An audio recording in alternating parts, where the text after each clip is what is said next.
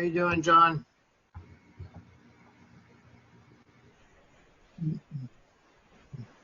Yeah.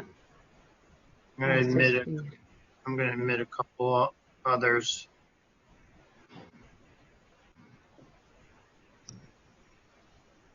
Morning, everybody. Hey, Morning. Who are we missing? Sandy. Let's see. Yeah, so we have we're missing Sandy. Give her a few minutes. Okay. Morning, Lisa. Good morning, Jacob. Can you hear me? Yeah, Yep. I can hear you. Okay, I'll go on video when you guys are ready. Yeah, no problem. Cool morning out there today. Mm, It's Should be a cold nice. outside. yes. I know, but it'll probably end up nice. I didn't really look at the weather, but it'll probably be like 70 or something today. Supposed to be 76, so we'll see. Oh, really? Oh, that's nice. Yeah. Oh, warm. And tomorrow's supposed to be 80. Wow, so And it's then- gonna warm up. Yeah, then we'll have a fall weekend. Okay, yep. Yep. I know the last few mornings, usually I roll up my dress shirt sleeves, and the last few mornings I was like, well, I don't need a jacket yet, but I'm not going to roll up my sleeves today. I know. All right, let's see. I'm going to admit Ken. He works with Lisa.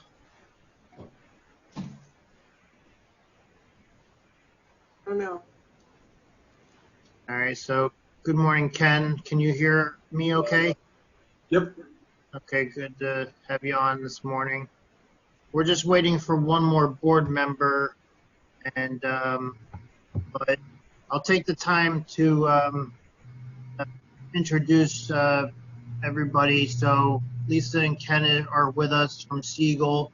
They were nice enough to put together a preliminary report with some different assumptions that Evie and Bob and I and Lisa and her staff talked about last week. And so they were kind enough to join us for this meeting. We're going to let them kind of, after Evie calls them a meeting to start, we'll let we'll let them kind of have the floor because they have other commitments today and time constraint. Sound good? Good. All right. Well, I'm all set. All right, I'm going to call the meeting to order. Hopefully Sandy will jump in pretty shortly. It's an important meeting that hopefully I can text her.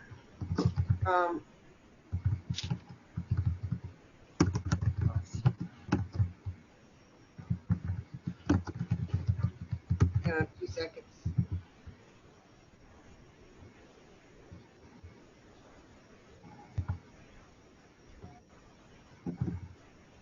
She has 2 new puppies, so beautiful. Well, what kind of dogs did she go with? Oh, Sandy? Yeah. My daughter's getting a Newfoundland. She's nuts. She already has 2 cats, a house that's smaller than mine, and Newfoundland's like having a bear.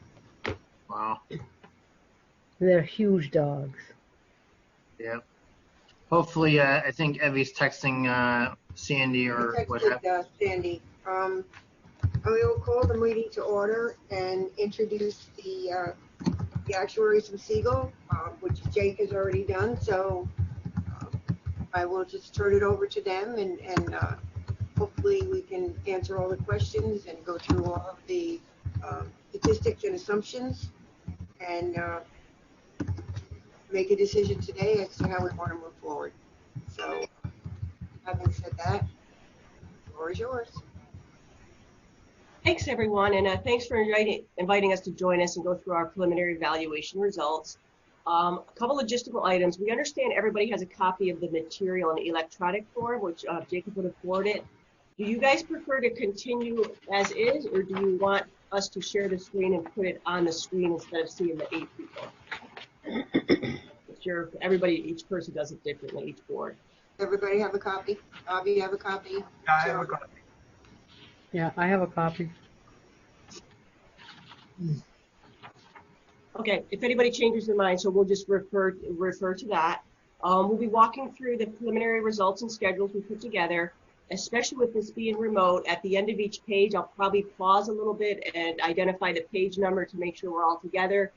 Feel free to interrupt at any time, and of course, we'll have room for questions at the end. By quick introduction, I'm a vice president and consulting actuary with the Siegel Group. I actually joined just a couple years ago with about 20 years of experience from prior employers. Kenneth Gordon is online and is an analyst. And as many of you have known Kathy Riley for decades, unfortunately regrets she has a conflict with, who's actually the national chair of the Actual Standards Board meeting, which coincidentally has their meetings today and yesterday. So I am covering 3 meetings back to back. So hopefully this will all go well. And one note we'll make up front, this is the January 1st, 2020 valuation. The last full valuation we did was January 1st, 2018. Again, noting it's January 1st, 2020, and 2020 has been, certainly a year that will go down in the records. We have not, this presentation does not reflect any experience during 2020 for a couple of reasons. January 1st, 2020 is the typical valuation date. Let's use that as a baseline. And depending on when we were talking to you today, we had some results in April. I don't think anybody really knew where the end of the year would be, but people might have a better idea now, but that's where we'll start today. On page 1 is the table of contents, just a quick overview of the areas we'll be covering, the participant data that Jacob and his team sent to us, as well as asset information, the experience, what's happened since the previous valuation 2 years ago, a review of the assumptions, and we have, as those of you that have previewed the presentation, have a few assumption recommendations for you to review and approve, a summary of the valuation results looking at this valuation versus the prior, the main event, the funding schedules, and then just caveats and questions at the end. So with that, I'm going to move on to page 2 in the bottom. We're going to go first over a quick summary of the participant data. This table, from the previous valuation to this valuation, summarizes what's happened to the participants, those folks active and currently accruing service, as well as those in pay. With the sub-bullets, the number of active participants has increased from 692 in the prior valuation to 742 in the current valuation, or an increase of 7%. Total payroll over the 2 years has increased about 10.8%, and average payroll 3.3%. The total number of participants in pay status, retirees, beneficiaries, and disabled, actually remained exactly the same at 459. Some slight differences down below, with retirees going up ever so slightly and beneficiaries down. No unusual movement there. One item we would want to point out in the middle of the page, the inactive participants in the valuation.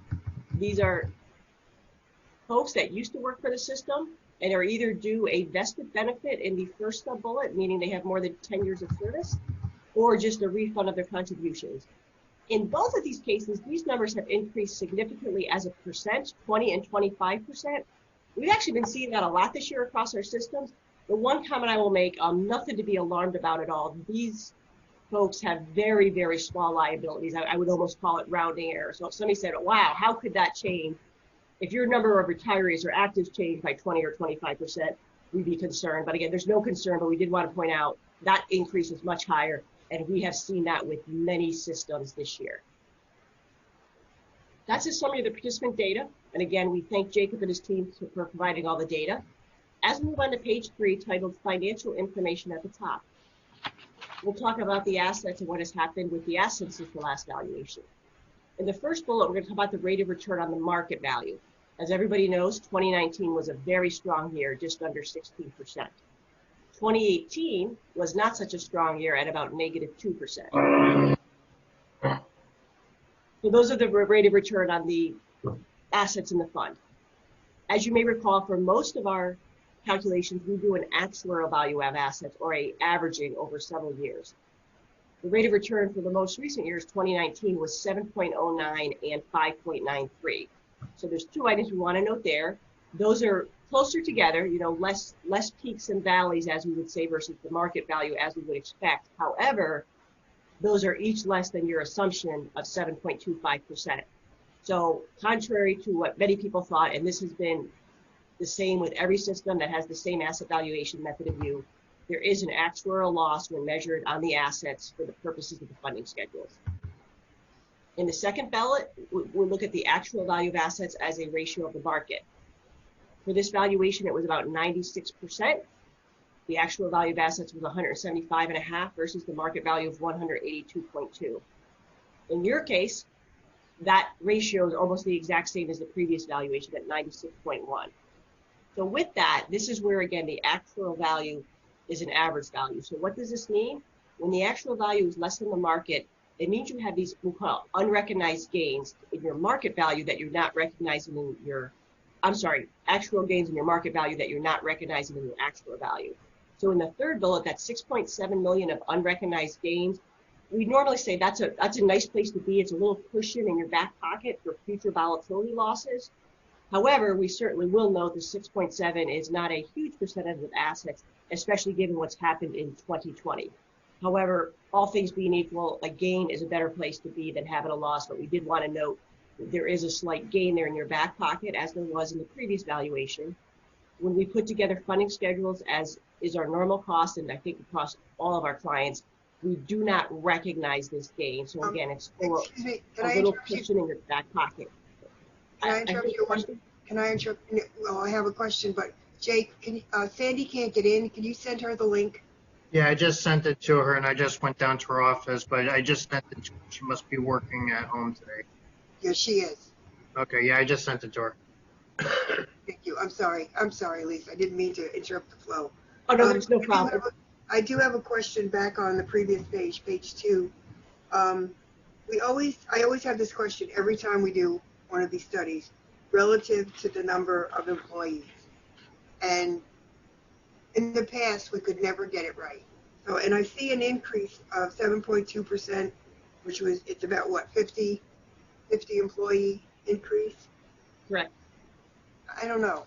It just doesn't seem realistic to me. I know these are the numbers, but, and I know 50 is not a lot, but it's still, every year it seems to be really screwy. I just want to make that comment. I don't know. So a brief reaction to that comment, that is what the data showed. And actually, it's funny, that's one of the first things that Kathy said when we reviewed this. It is a bigger increase we've seen than most. If something would be helpful, such as sending through the secure workspace to Jacob and Evie a list of the actives in this valuation that were not in the prior. I mean, that is definitely what was on the data. We have no issues with you asking questions, but if there's something else we can provide that would help you understand that, certainly let us know. Yeah. Okay. Just a comment. Maybe the administrative end of the school department, because of the new school, they've added a lot of staffing. That may be the area. I believe that with all those certificates we've been signing. Yeah, I mean, we have a ton of assistant teachers. They've hired, I mean, I got at least 20 going, and you know, probably they're going to do like 50. There's just so many, so they do that. And we'll, as we're talking, we'll see if we can find anything in the background as Ken and I are working through this, whether if they were, you know, because also it's not necessarily 50 new. I'm making this up. It could be 70 new, 20 retired.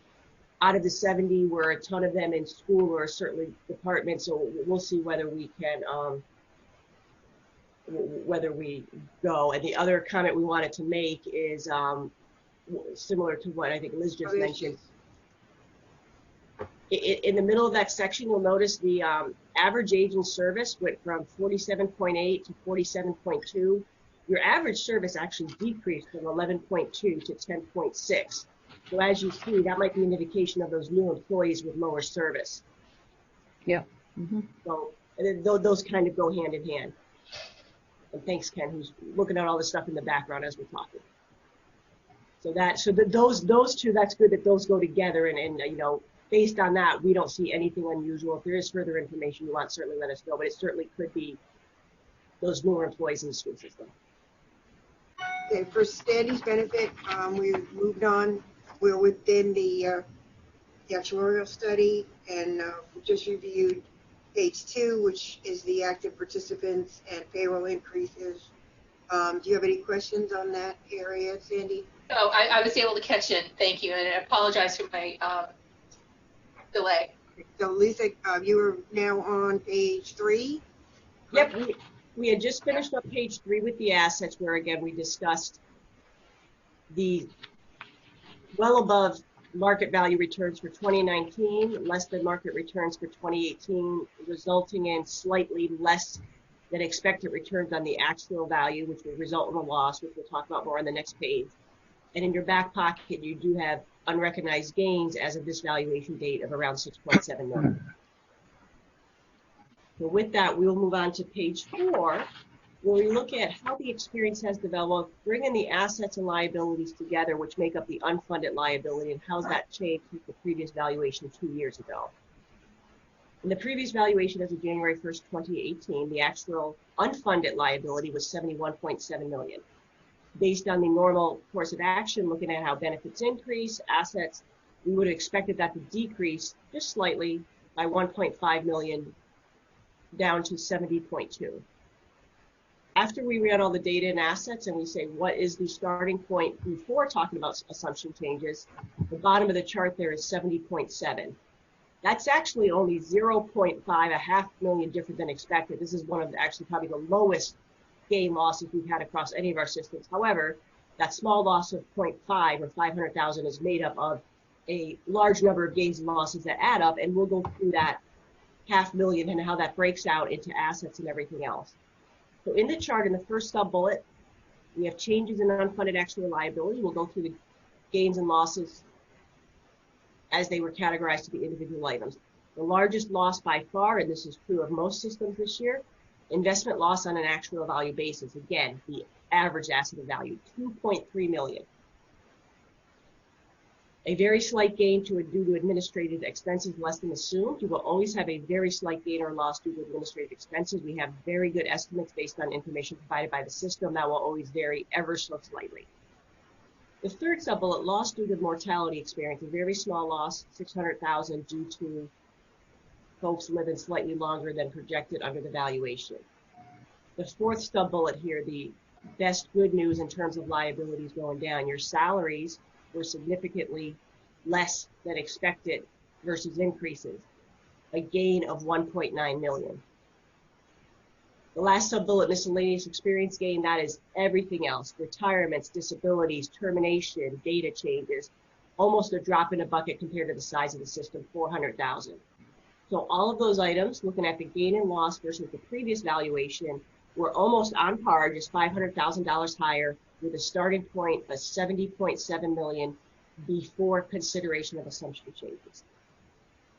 If I don't hear questions, I'll continue to the bottom of the page. At the bottom, again, for those of you that probably looked, we've identified a number of assumption changes for the board to consider. These have different impacts. We'll walk through each of them on the next pages. Decrease in the investment return assumption from its current value of 7.25. The decrease in the salary increase assumption, seeing the significant gain we just saw. We need to include a liability load for net 3/8C payments. Those have increased significantly in the recent year, and then increase the administrative expense assumption. We'll go through each of these assumptions in detail, moving on to page 5 if I don't hear any questions on this. Have we normally considered a 3/8C liability? Is this something That's new? a great. Or did That's I a great. Right. That's a great question. So the liability is not new.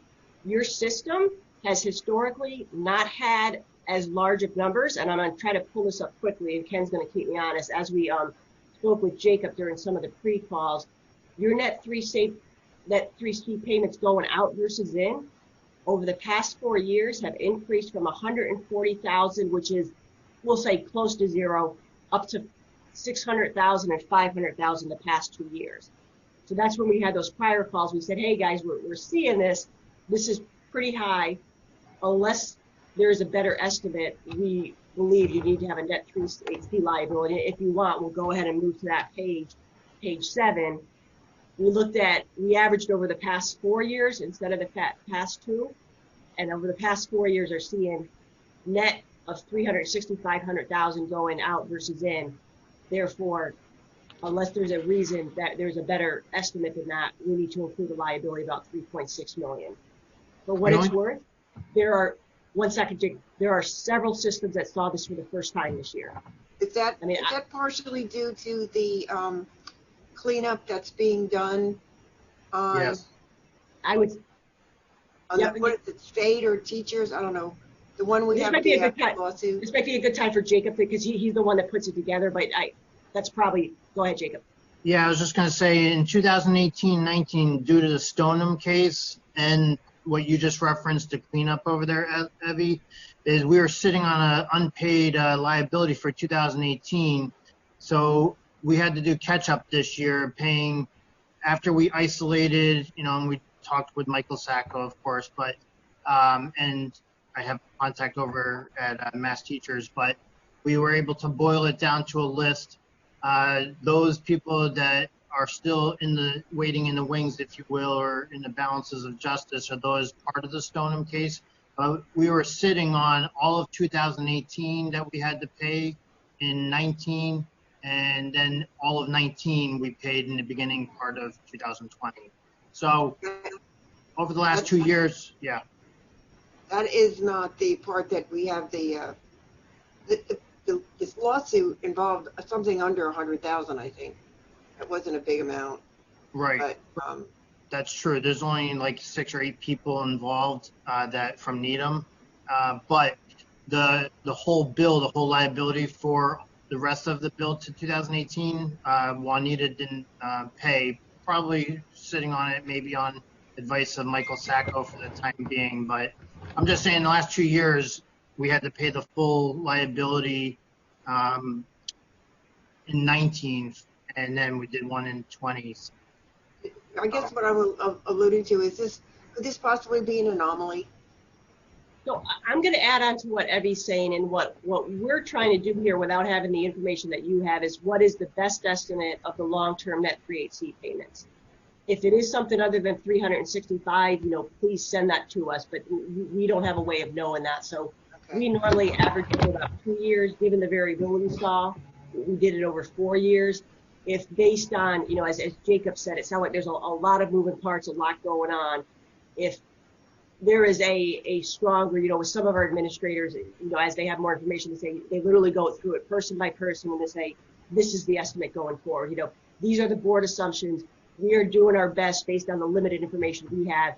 I don't think it's 0, but if it's some other number long term, if these payments are only for 1 or 2 years, we certainly don't want to include those, but this is an average of 4 years. And I'll leave it to that. If there is a better number that somebody can find that is a long-term estimate and send that to us, we would adjust this number. Does that make sense? Yep. Really, what is the impact of this on the full valuation? You know what I'm saying? So basically, these are average payments. They're multiplied by an annuity factor, which is about 10. So basically, in the sub bullet here, the 364,000 increases the liability by about 3.6 million. Oh, really? Yep, and that 3.6 million. So basically, it's higher than any of the numbers that we just did. It's not insignificant. Okay. And as I mentioned, not that we didn't blink an eye, we did, as you know, Jacob, and every week, as soon as we knew, we called you guys and said, hey, just so you know, we saw it with, all the valuations are public. We saw it with Brookline this year. We saw it with at least 3 or 4 systems out of just the 10 I work on. So it was not surprising. However, if it is a short-term versus a long-term, and I'm making this up, you have a list, and hey, it's not really going forward. It should be 200 or 150 or 2. Yeah. But I think unless it's very close to 0 long-term, there should be a liability in there, and this is the current number. But if you guys get back to us with a different number before we finalize, let us know. But this is the information we have. Okay, thank you. Okay, I'm going to back to slide 5, the beginning of the assumption discussion. So on page 5, the investment return, which is a very significant assumption. This discounts the liabilities, very roughly speaking, about every 25 basis points. We're going to go over that in a minute. It increases the liabilities 2.5%. When we look at the information from NEPC, Fritz Investment Advisor, their long-term expected return on the PRIT assets over a 30-year basis was about 7.3%. That's in the first bullet. In the second bullet, we have our financial arm, investment arm, Siegel Marco. We looked at the allocations. There's a lot of numbers here. I'm going to go straight to the middle bottom. Before we look in geometric return, that takes into account compounding. We go up to a 20-year horizon, so our 20-year horizon is about 6.96. Fritz of 30-year for 7.3, not out of line, but again, many systems are considering decreases as you are. So when we look at the two different decreases the board is considering, low in the investment return is 6.75 or 6.5.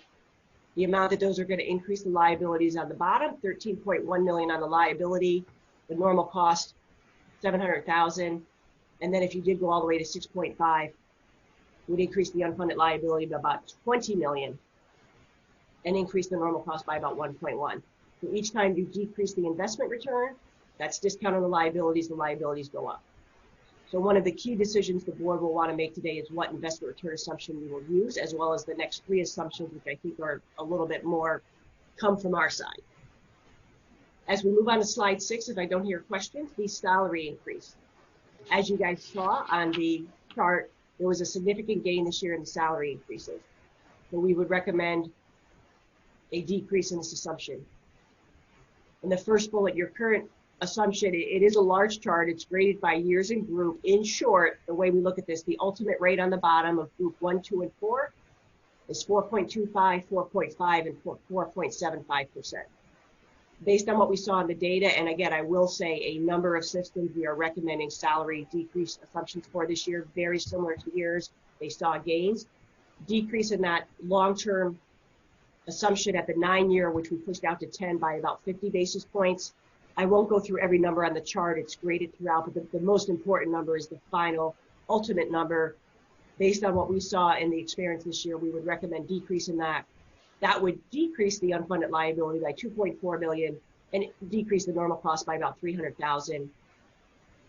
Along with the salary decrease, one of the assumptions is the long-term wage inflation, which we align with that, and we would decrease that by 50 basis points. That impacts mostly the funding schedule. So any feedback, certainly welcome to it. If those numbers seem appropriate, that's the assumptions we would recommend over on the right. The new ultimate salary increases with the grading over the 10 years in groups 1, 2, and 4. And again, you are not the only system that has seen a significant gain due to salaries, and we adjusted the salary assumption significantly. Not every system, but a notable amount this year. And the real question here is long-term, and again, your gain was as of January 1st, 2020. Long-term COVID, what's the long-term assumption? Nobody can predict, but even based on what happened the past 2 years, we did see significant gains. Lisa, I have a question. Yes, so this salary decrease is based on the current pandemic situation with COVID and that kind of thing. Is that what you're saying? Actually, no. We are recommending the decrease. There were significant gains as of January 1st, 2020, so before COVID. Okay. If somebody here wanted to say, we think the salary, I mean, I think it's very hard for anybody to predict the salary scale, but I think COVID just gives further validation to the fact that we think we're going to see lower increases in the future. These are the board assumptions. If the board disagrees, feel free to speak up. But before COVID, we saw a significant gain based on the experience in 2018 and 2019 calendar. So over on the left is what we assumed. We saw a significant gain. Over on the right is our first crack at an adjustment. But does that answer your question, Ms. Sandra? Yes. So you're And you might be getting it without anybody knowing the long term. We don't want to overreact, but 50 basis points is what we've done for another couple other systems. And I'm sorry, was it Evie that was having a question? I don't know. Usually we see one Are you going to talk about what you see in the salary contract? increase assumption used, and here we have a whole table of different various assumptions based on years of service. So I will, if I can add to that, and Ken, who's been at Siegel longer than me, can chime in. We have a number of systems that have a salary scale very similar to this. I believe this is what came out of the CARE Act state study when they did a significant experience study many years ago across several systems. I believe that's where this based from. We do have a number of systems that have, 4% increase period for all groups. Well, that's what we used to have, I think. If that's something that you think is 1 and another for group 4, but I don't know. I don't believe I've ever seen this chart before, but maybe I have. It's been in the valuation reports. Maybe you don't get that far to the end, but generally you would expect somebody with 0 to 2 years of service to have a higher salary increase than somebody with 15. Now, all in, is there a number that comes out equivalent to this? Certainly, possibly. We don't want to change too many things with one valuation. COVID aside, just to add complication here, John and Jim in the PARAC group last year, we understood, was re-looking at this full experience study. I don't know if you guys saw it, and I don't remember the year, Ken. It's over 10 years ago now. They were redoing that before COVID. It has not been done. I don't know how much COVID, but we've been waiting for that because that's what we use for a lot of our local systems. As you might imagine, Needham, like many of our systems, is not huge. We like to use the experience of all the systems, and that study was supposed to come out before this valuation, but it did not. Right, yeah, the original PARAC experience study had rates that started at 7% and 8%, and the ultimate rates were, I think, 4.5%, 4 3/4, and 5%, and that was from the mid-2000s, I think. So since then, we've been gradually decreasing it as we're seeing experience that's different. I think probably 2008, 2009 had a little bit of impact on that, and now we're continuing to see gains. So we're kind of adjusting it with the expectation that we're going to get better data based on the whole state from PARAC soon. So is there an average percentage? I mean, if I'm asked what salary increase assumption are you using, I have to go through the whole table. No, you just send them the table. Who's asking? If anybody's asking, you send them to us. But that's the stuff. Nobody should be asking that does not accept this table. This is a very common table across all the systems. Saying that, the town manager will okay. ask, I'm sure. But it is. Would you guys disagree that people with 2 to 3 years of service get higher increases than people with 15? I would. That's where you get all those step increases, right? So, we're having to relook at that. Go ahead. Right. So I would say this is probably the most refined and accurate. If the board had a strong feeling and wanted to tell us before the next valuation, we'd rather have a flat number. It would be very close to, don't say this to somebody that asked, they're very close to 5%. The final ultimate of 3.754 and 4.25, I'll almost say ignore group 2. I think they're pretty small. But 3.75 for group 1, 4.25 for group 4. I would say most people would say group 4 gets higher increases than group 1. If you want to look at a flat for the next valuation, certainly let us know, and we'll put that in the notes. This is probably more accurate and refined. Is there a number that would get to the same answer? Yes. No, if you feel this is more accurate, that's fine. Yeah. And then what will be the most accurate is if we do get this experience study we've been waiting for. Yeah. And we know whether this is accurate or not because we look at each valuation cycle, which is why when we saw the big gain this year and we saw it across several systems, we put in the decrease in the ultimate return. Okay. Okay, thank you for all those questions. Great questions. Moving back to page 7, we did speak about the net 38C liability on the top, the administrative expenses on the bottom. In the previous valuation, it was about $325,000. Based on the information in the budget, a best estimate, this increases over time. We set it at, recommend you look at $375,000 for calendar 2020, and that increases with inflation over time. So those are the assumptions that we would like the board to consider and ideally vote on near the end of the session. I would say it probably doesn't make the sense to vote on now, to go through the rest of the presentation, look at the funding schedules. The biggest decision we think will be the investment return assumption, of course. As we move on to page 8, we look at the results of the current valuation compared with the prior. One way to think about the valuation is measuring liabilities of the system on a given date, and then you got to come up with a budget to pay down, a way to pay down those obligations. Those obligations fall into 2 main buckets: the cost of employees working another year, and then how to fund that benefit. On this page, we have provided the 2018 results as of January 2018 over to the far right.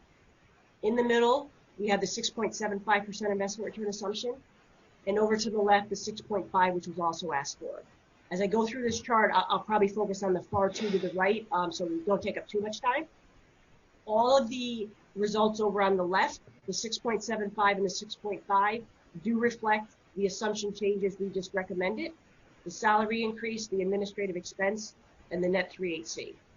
So going these from top to bottom, we have 10 items over on the left. I'll go through them somewhat moderately. The first item is the normal cost, or the cost of those employees, active employees working one more year. We do expect this to go up with payroll as it did, and this, compared to other systems, has gone up even more as a percent of payroll because of the significant decrease in the investment return assumption. FYI, you don't see this in the background, but if we did run this at 7.25%, which we did, the normal cost is normally closer to level or actually comes down as a percent of payroll. That's expected as those new hires that are coming in with the post-2012 benefit provisions and higher employee contributions. But we don't want to focus on that because we know you're not looking at 725. The administrative expense assumption, as we discussed, based on the information from the system. Item 3 is an offset to the first two cost, or the expected employee contributions. This went up as a number and went up with payroll as we would expect. When we take the sum of those numbers in item 4, the first two items plus the offset to the third item, this is your employer normal costs. Increasing from 2.3 million in the previous valuation to 2.9. Again, a significant increase because of the assumption changes. Increasing by a percent of payroll is also notable, increasing from 5.9% up to 6.75. One way to think about the normal cost, and we'll go through this in the funding schedules as well, is kind of the ongoing cost of the plan, or what the system will cost when the unfunded liability is addressed. And that's a great segue into the next item. What's the unfunded liability? The unfunded liability is the liability minus the assets. In item 6, your actual accrued liability based on the participants has increased from right around 230 million up to 260.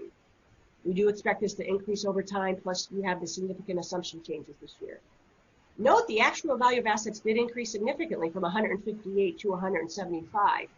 However, the liabilities have increased more than the assets. Therefore, your unfunded liability has increased from 71.6 million up to 85 million. That's item 7 in the chart.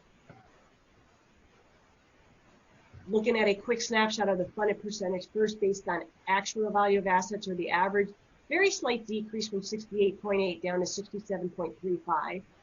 If we look at that based on the market value, what is literally in the fund, a little bit of a further decrease, 71.58 to 69.92. Again, we see less fluctuation with the actual value of assets. So in summary, before we get to the funding schedule, this is a quick snapshot of the January 1st, 2018 valuation over to the far right, to the current year valuation, reflecting all assumption changes we just discussed, with the two separate columns of 6.75 and 6.5. I just ran through the 6.75. I don't think we need to go through the 6.5 in detail.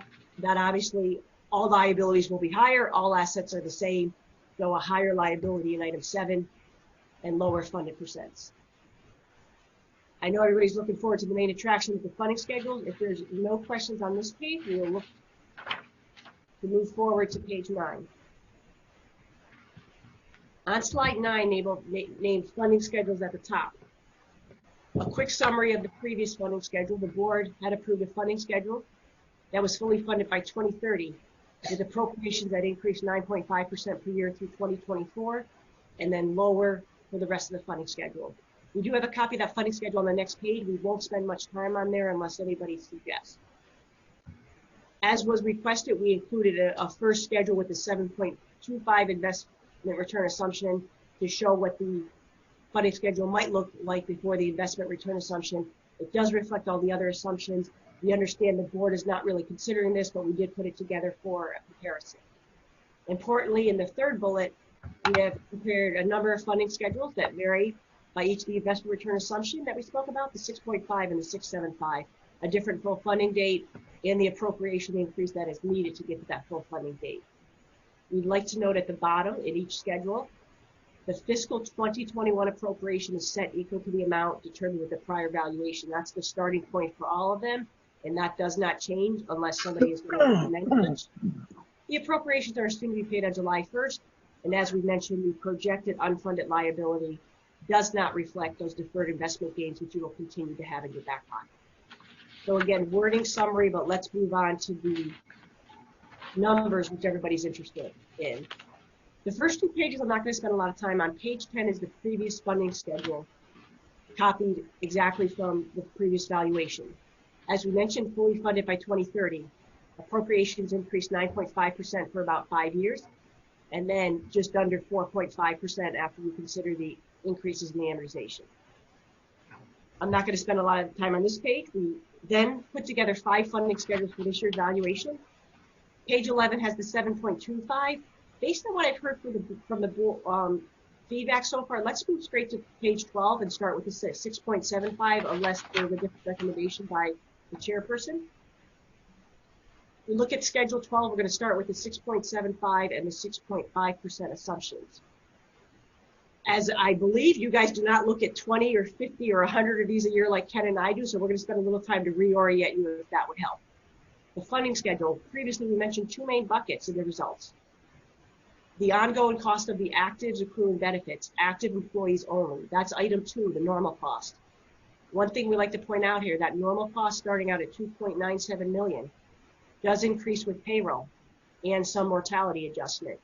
This increases over time. We had mentioned this can be thought of as the ongoing cost of the plan.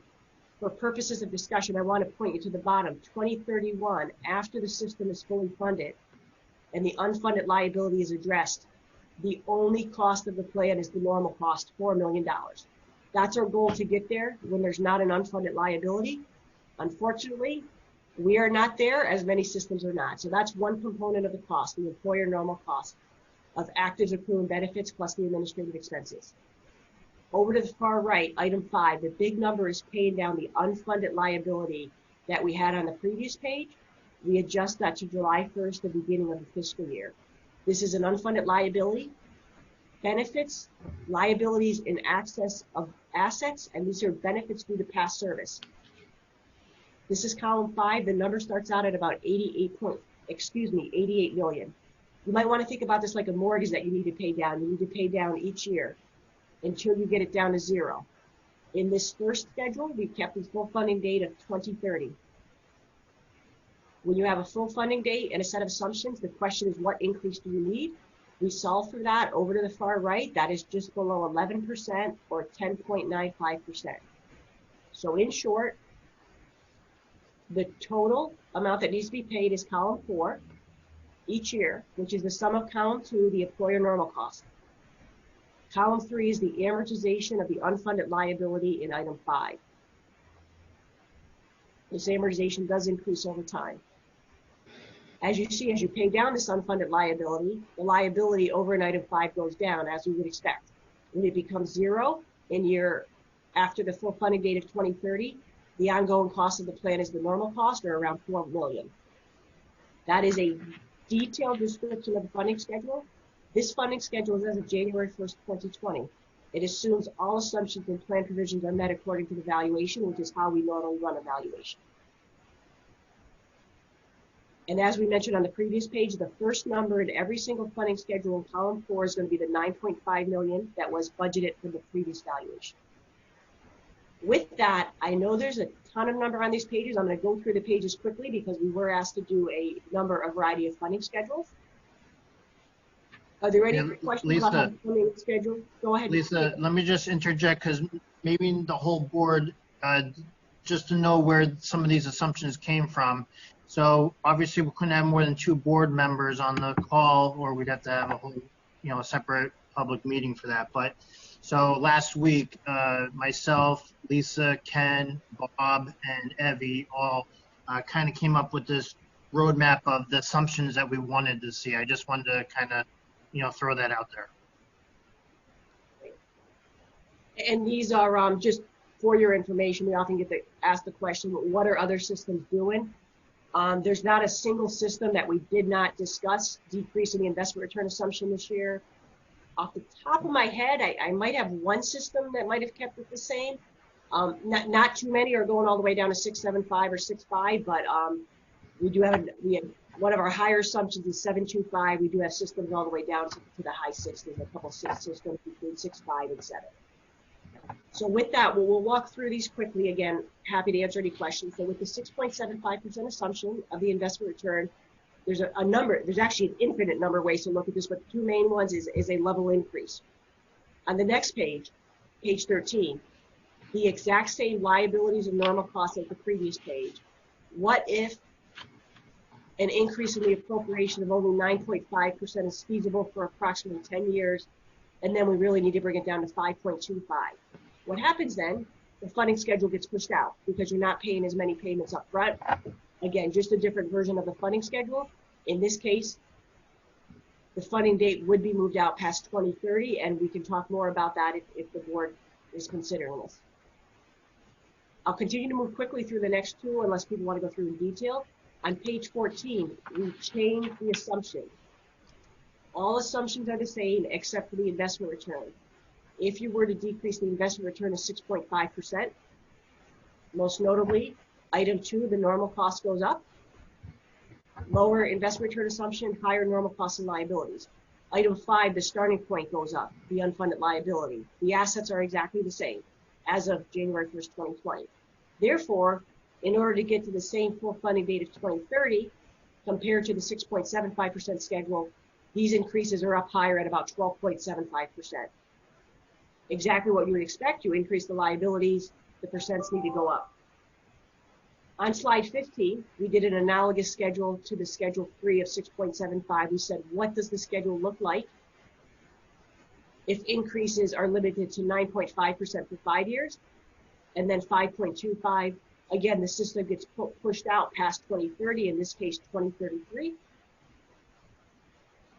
with the 5.25% increases being greater thereafter. I wanted to note in each of these groups of schedules, 4, 5, and 2, 3 combined, the long-term cost of the plan is the same. It's the employer normal cost in column 2. The employer normal cost is higher when the investment return assumption is lower. Okay, that is a lot of numbers, a lot of schedule. I know the team has looked at these a little bit. Let me pause and ask if we can answer questions, any information we can provide to assist in your discussion. So I believe what the discussion would look like now is ideally the board would like to adopt a funding schedule which would incorporate all of the assumption changes. Each of these is scheduled again reflect the salary increase change, the administrative expenses, and the net 3HC. The 4 schedules, 2 through 5, vary by the investment return assumption as well as the appropriation increases. Let me pause there and allow, I've been doing a lot of talking, which I'm glad to do, but I know you guys have a lot of information in front of you. So Jacob and Ms. Chairperson. I'll defer to Evie, but I thought maybe it might help. With the assumptions, we basically had Lisa, Bob and Evie, and, we've been having a lot of meetings about it over the months anyhow. So we said, yeah, keep the 7.25% in there, but we definitely want to go down. So Evie and Bob said, let's look at 4 scenarios, but really only with 6.5 and 6.75. And the only difference between the 4 with those 2 numbers of these 4 assumptions is 2 of them at 6.5 keeps it at a funded year date of 2030, same with the 6.75. Then the other 2 are kind of reducing the liability a little bit by stretching it out to, going past 2030. That's really all it is. So I didn't know if that would help anybody as you start to look at those assumptions, but I'll hand it over to Evie. Anybody have any questions? Any comments, concerns? Evie, I have a question. So just to refresh my memory here, talk to me about the implications of going past 2030. So I'm going to go ahead, and unless Evie wants to answer that, we will have Siegel answer that question. Okay, Lisa, thank you. Thank you, Lisa. We'll certainly be happy. And actually, Ken, the analyst, has answered this question on another call, so I'm going to let him take his time and answer regarding the implications going past 2030. So I'll turn it over to Ken. And this is not the first time we've gotten this question. So go ahead, Ken. Right. Yeah. So there's basically 2 sections of the law that dictate what you can and can't do with your funding schedules. The main difference with pushing out beyond 2030 is that you fall under a different section of Chapter 32. There are a lot of rules in here about how you can increase your amortization, what your maximum increases can, what they can force you to have your max increases be at, and the most important rule is how you change your appropriation payments in the future. So if you're fully funded before 2030, you fall under Section 22D, and the main rule there is that your funding schedule cannot have payments that decrease by more than 5% a year. And once you push your schedule out, the rule's a bit different. It's basically an appropriation in any year can't be less than the appropriation in a previous year under a previous funding schedule. So let's say you adopt a funding schedule that goes past 2030, and next year you see huge gains, which we'd all love. They wouldn't allow you to decrease your appropriation payments too much. They would recommend that you pull your funding schedule in. They do provide some wiggle room. If you're fully funded by 2035, they have been operating under a set of guidelines that if you're amortizing your unfunded liability fast enough, and I can go into that in more detail, but I think it's pretty safe that you guys are, given how soon your full funding date is. And the other requirement is that you're fully funded by 2035. They've relaxed some of these rules. So the main difference is you can't decrease your future appropriation payments too much when you're going out past 2030. So I'm sorry, I'm just totally confused. You cannot have all right, if we go to 2031, I have always been an advocate of not going beyond 2030. I've been adamant about it, but I think we're going to have to go at least one more year out. But what you're saying is the appropriation cannot be any less than a prior fiscal year's appropriation in the prior funding schedule. So Ken, why don't you walk through an example with the Schedule 2 and the previous schedule, for example? right. So if we start with Schedule 2. Oh, I'm sorry, Schedule 3. Schedule 2 is 2030. Schedule 3. I'm just pulling it back up. So let's say fiscal 2025. Your contribution is $13.7 million.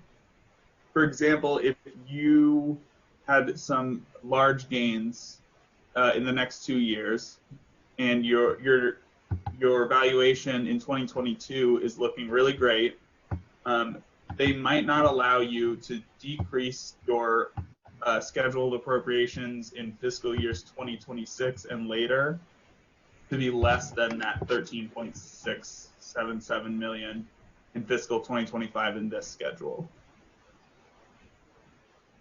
So meaning when you move past 2030, you're kind of locked in to your minimum payments will be that schedule a year earlier.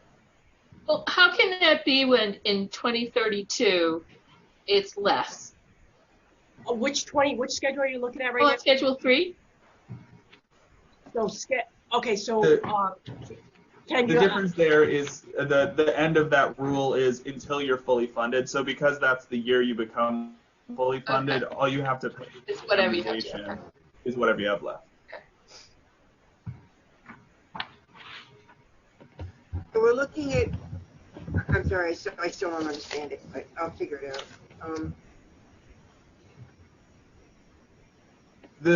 The rules originally were designed for systems to, instead of giving themselves too much funding relief, to pull in their funding schedule, the full funding date,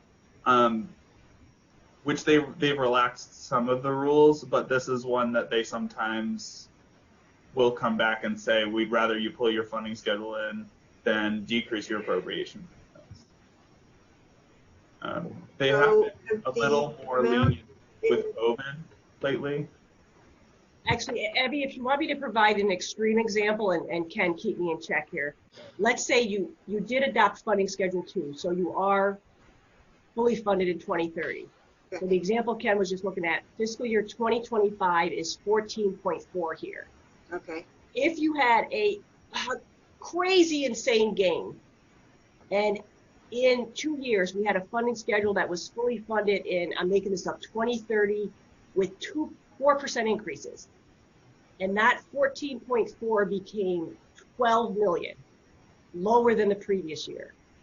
Technically, there's no reason you couldn't do that under the rule, but if you were, now, I don't think anybody would actually do that, but if you were past 2030, you can absolutely not do that.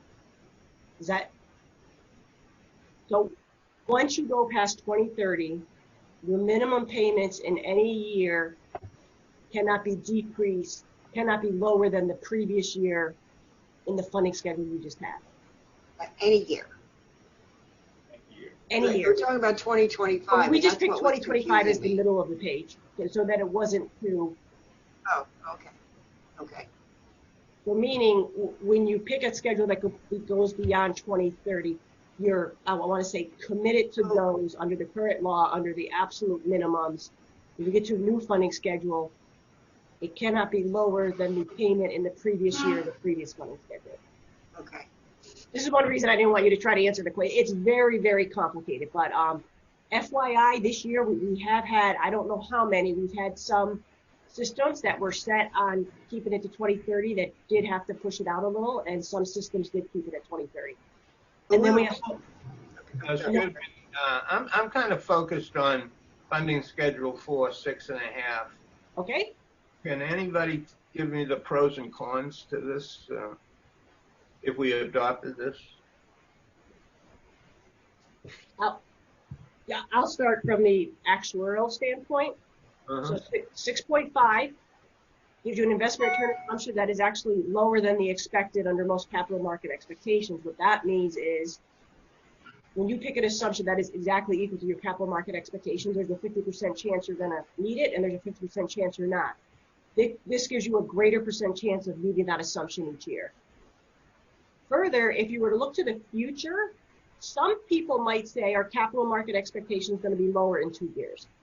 I'm not going to even try to answer that question because I'm not an investment specialist. So what it does do, it gets you to that lower number. Do most systems think they're going to end up having to go below 7% in the future? I believe the answer is yes. Does anybody have a crystal ball? Absolutely not. So that gets you there. The obvious negative, I believe, I don't want to speak for the board or the town, your appropriation increases are large. Can those be absorbed in the budget? Also, comparing Schedule 4 versus, I'll do 2 comparisons, Schedule 4 versus Schedule 5, you're fully funded earlier, and you don't have to be subject to any of those restrictions we just discussed. Comparing Schedule 4 to Schedule 2, the pros are you get to your investment return assumption, the lower investment return assumption earlier. However, I think the main question here is, and I'm not the one to answer it, are these appropriations feasible? Most notably, and Evie said this before, this funding schedule, it's for the first few years. Can you change it in 2 years? Absolutely, especially for 2030. And I think one of the main questions in comparing 4 versus 2, those appropriations that go from 9.5 to 10, to 10.7 to 12.1, the 12.75% increases, are those absorbable? I don't know if that's doable by the town. If they are, higher appropriations will be fully funded earlier. And yeah, I mean, that's a question that I'm going to have to address, but, you get pressure from the members of the Finance Committee and the Select Board to lower the interest rate. Well, here we go. We're going to lower the interest rate. It's going to cost you more. Did you give us the difference in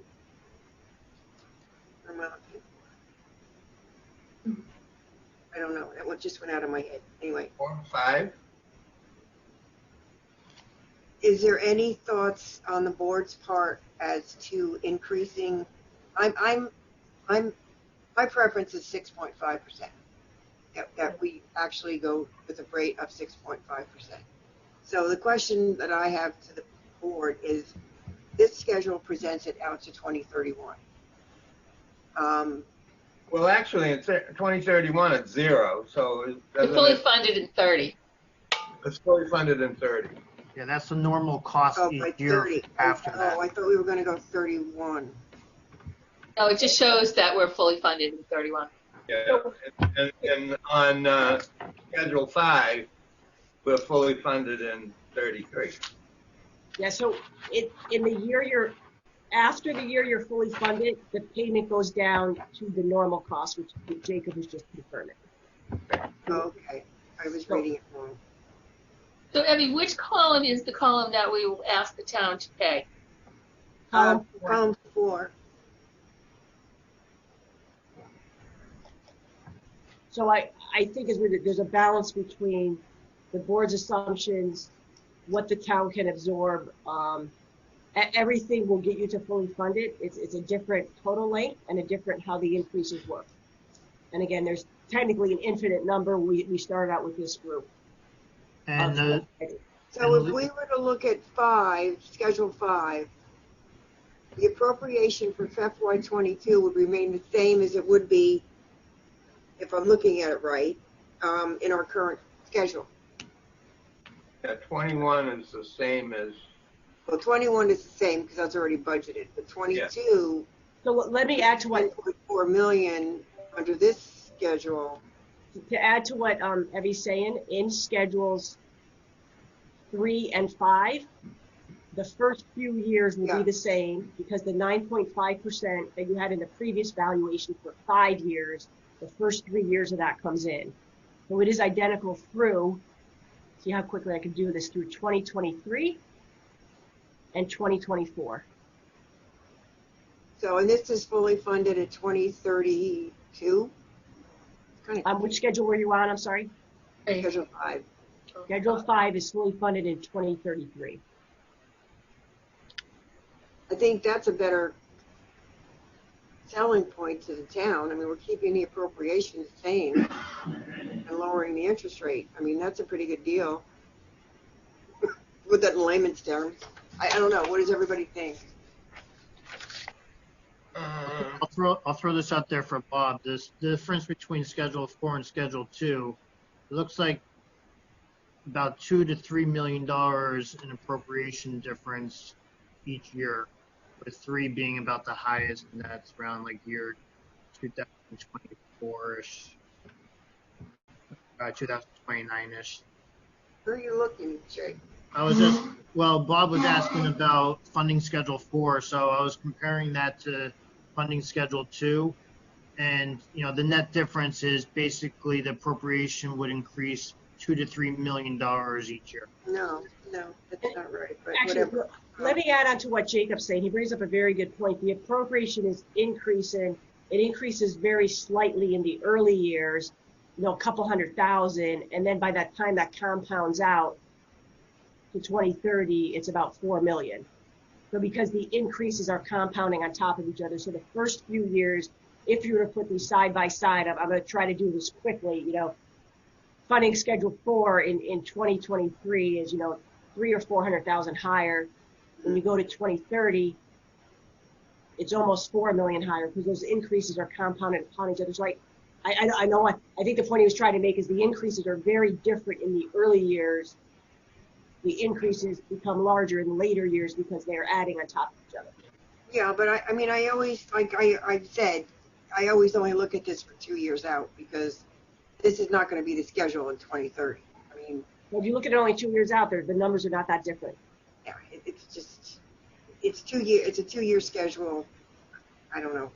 I think the question is, where does the board want to be in terms of the investment return assumption? Do you want to be at the expected, which 7.25 you have said you don't want to go above 6.75 for other reasons, and if you're looking at 6.75 to 6.5, is 6.75 and if 6.5 5, an appropriate assumption? Yes. You know, we have a few, off the top of my head, we have what? All this information is public. Wellesley and Wellesley and, is it Worcester, Ken, that are below 7% as of the last Worcester is, yep. evaluation? So at least 2 or 3 of our 20 systems have been below 7%. Our highest system right now is probably at 7.25. In the 6s, whether it be, do we want to go lower than 6.5? First is 5% now.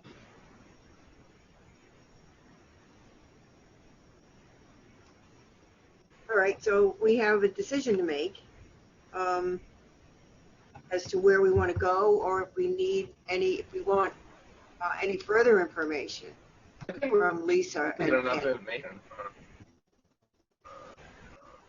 I suppose let me put it out there. Let me make a motion that we accept funding schedule 4. I would That premature.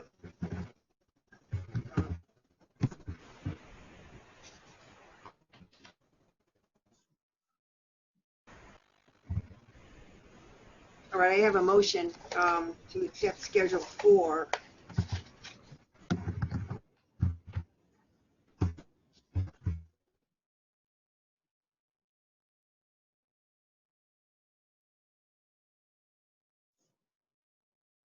A second. Second.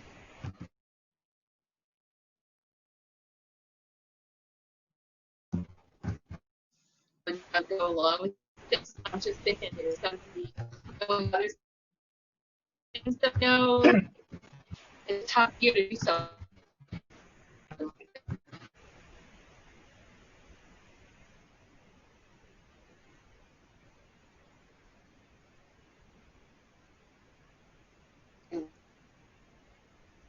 Would be for 2022. We can't do anything more than that, other than keep it level. Well, and just to reiterate, when you do go out past 2030, there will be those additional restrictions. So although we're talking about only 2 or 3 years, technically you're tied in. Right. I don't want to do that. I don't want to do that. So again, a lot of Yeah, my computer got really scratchy. boards and have I think been that's- very stand out. I think Mr. John Kay might be. Yeah, I can see If your we name. go with Schedule but, 4, you're going really to the But I can't even see my own video or my own face on board it. and It's FinCom going to have to stress back very I can see very everybody. explicit about the restriction on going beyond 23. Yeah, Schedule I know 4 is it's going to increase. Can my you video stop? is acting up I too now. can't. I'm I not sure can't. what that's Jake, all can you about, mute? but Jake, will you mute? it Jake, says on mute. my computer your Jake, mute. network bandwidth is low. I'm at town hall. I don't know what to say about that, but I can see them. Yeah. Sorry, Abby, I Alright. can't hear you over I him. know. Jake, mute yourself. I think Jake, could you Yeah. mute yourself when you're on the phone, please? oh, I thought I did. I apologize. Okay, all right. Go ahead, Sandy. I couldn't hear what you were saying. Is what I was trying to tell you.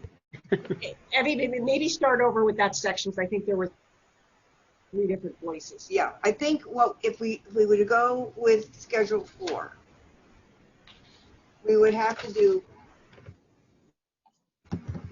a very thorough explanation as to why we would not be going beyond 23 because of the restrictions Right. on going out.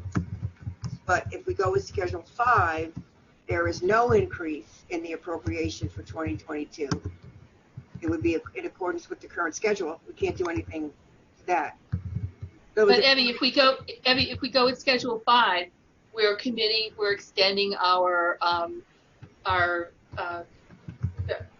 fully funded date past 2030, and then then we can't go back, right? Is that what you're saying, Lisa? Pretty much. You're committed to those appropriations not being less than what's in that schedule minus 1 year.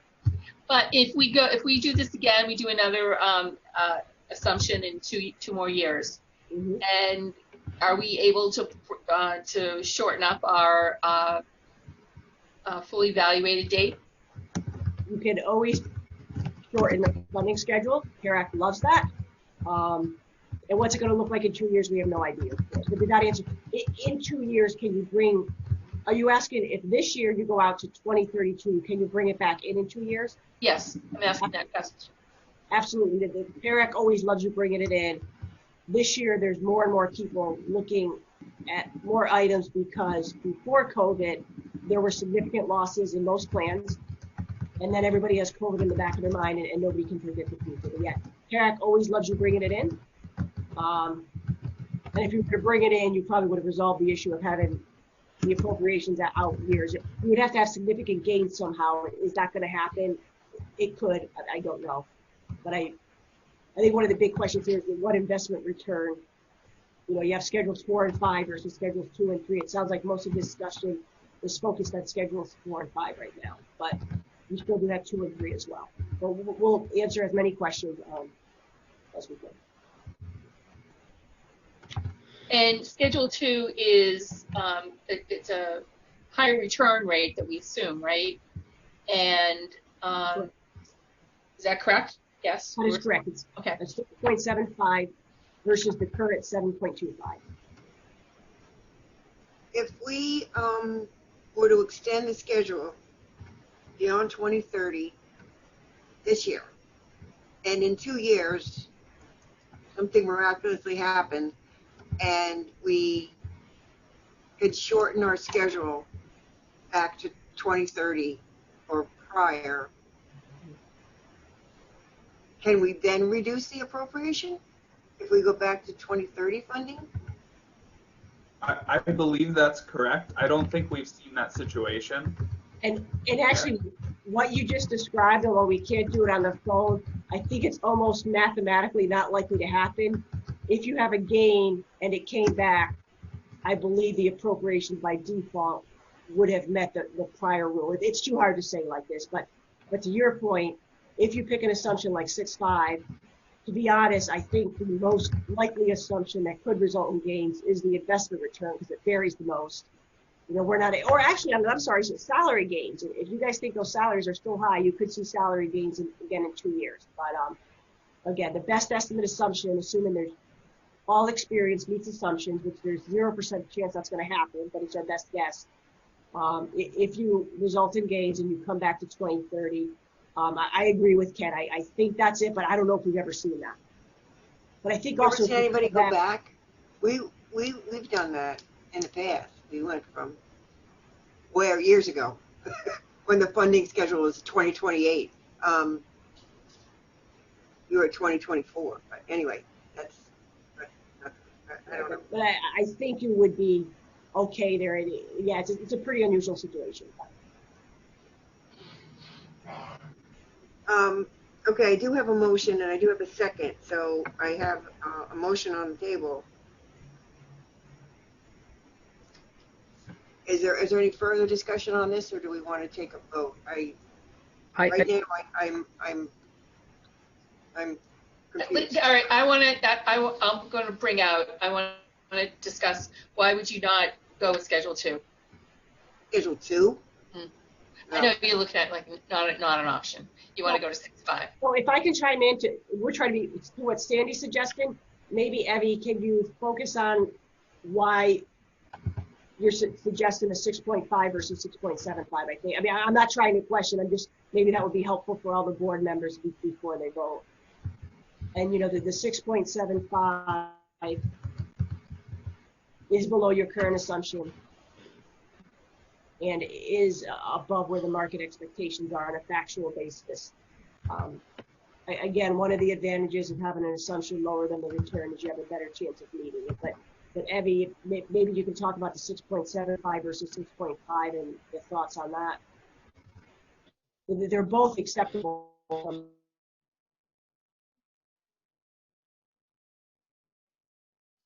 Actuarial. Right now I have a motion on schedule on voting approval of Schedule 4, which would increase the 2022 appropriation by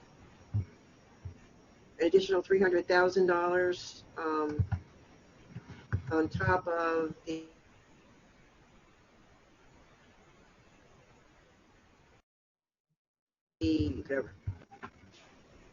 whatever it is.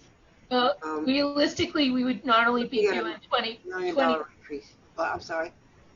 but so the next time we would do the evaluation that we've done now would be we'd be paying not only we'd be paying 21, 22, and 23, right?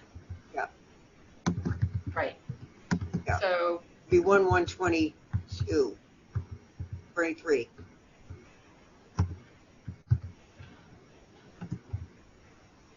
But when you're making the motion, you're accepting the entire funding schedule. I think is what, I know what you're saying. Yeah, the first year increases by 300,000. Okay, I do have a motion. I do have a second to accept the funding schedule 4. Can I have a vote, Mr. Morales? Yes. Mrs. Sin Cara? No. Mr. Kawaki? Yes. Chair votes no. Okay. I would now ask for a motion.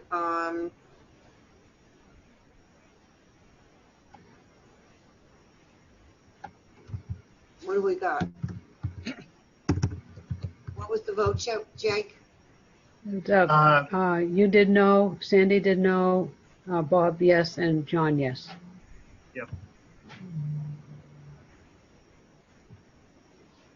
And that was funding schedule 4. That was just motion. Is that correct? Yes. Okay. I have a split. What do I do? Anybody know parliamentary procedure? Ever had this before?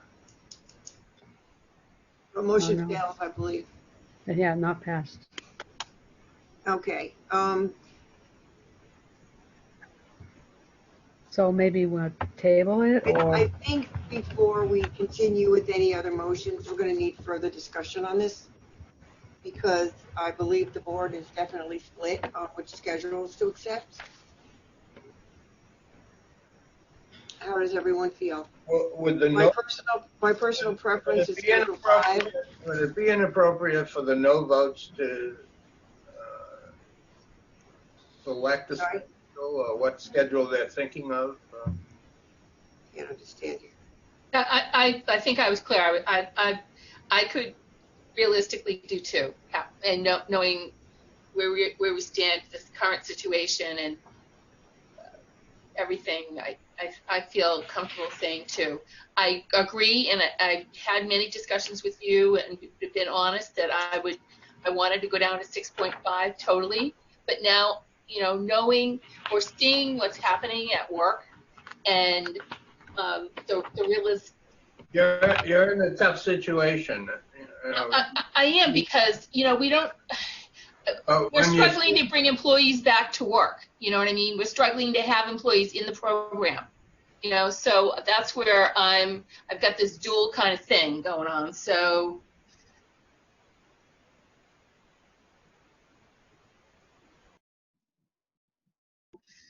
In looking at the numbers, the cost, that's all I'm looking at is the cost. I know about all the legality and everything we have to issue, but the cost in 2022 for our current funding schedule. So if we did not do anything, okay, our current funding schedule would require the town to pay us $10,417,000. Current schedule, right? That's a given. If we go to Schedule 5, 2022 is $10,417,000. It's the exact same amount, but we're extending the schedule by 1 year, 2 years, 3 years actually, and increasing the interest rate of assumption to 6.5%. This is the pressure that I have been getting from the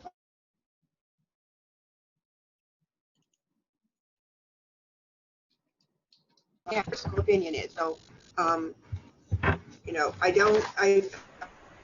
really don't.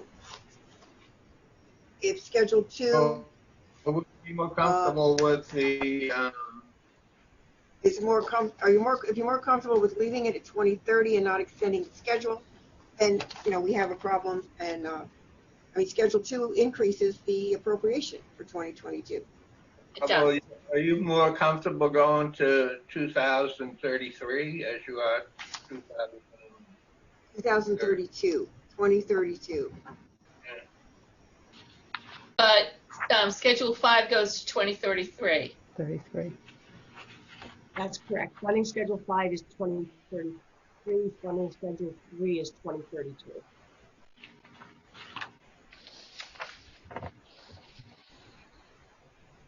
Now, note in those the final payment is less, but that's because we were advised to start with the 5.25. But yes, the fully funded date is listed on the top of each schedule to try to highlight that.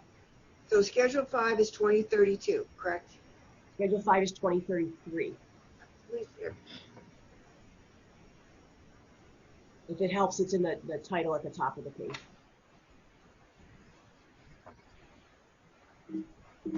And the concerns with going to 2033 are primarily that the appropriation cannot decrease below the prior year's appropriation. Is that correct? Correct. In the next schedule, what you just said is true.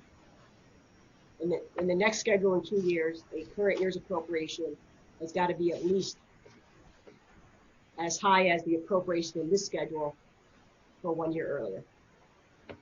That's what it is on paper. It's very, I wouldn't say it's quite black and white, but that is what it says on paper. Are there any other restrictions on this other than the level of funding if we go beyond 2030? That's the main one. Ken, were there any others you wanted to highlight? I mean, that's the most significant one and John and Jim always mention as well. Yeah, there's rules on how quickly your appropriation or your amortization payments can increase. There's some rules on how quickly they can force you to become fully funded, but they've relaxed those with the more recent I'll call them guidelines that they've been operating under, which you'd fall under because you're fully funded by 2035. That's the date that they want everybody fully funded by in their schedules.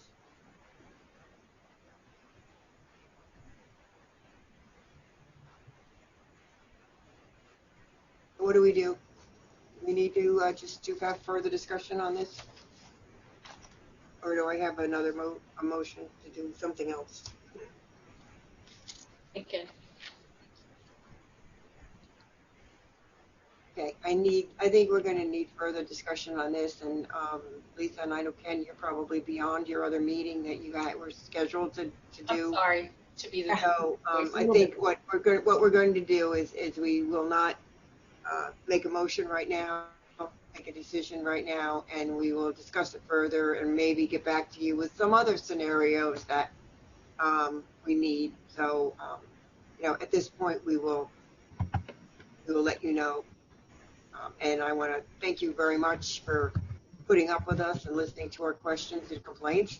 And what we're here we'll definitely get back to you. With our For this. Thank you. Welcome. You really gave us a lot of information. Thank you. Okay, bye. as Thank you can. And Jacob, if it's okay with you, I'll just call the auditor, or unless you prefer, just let him know it's ongoing. Yeah, my video and my, We're all set. okay, will do. Okay, sorry. So I think there's a little bit lack of video all around. So thank you very much for having us. I believe we're going to sign off now from what I heard. Sounds good. I'll be in touch.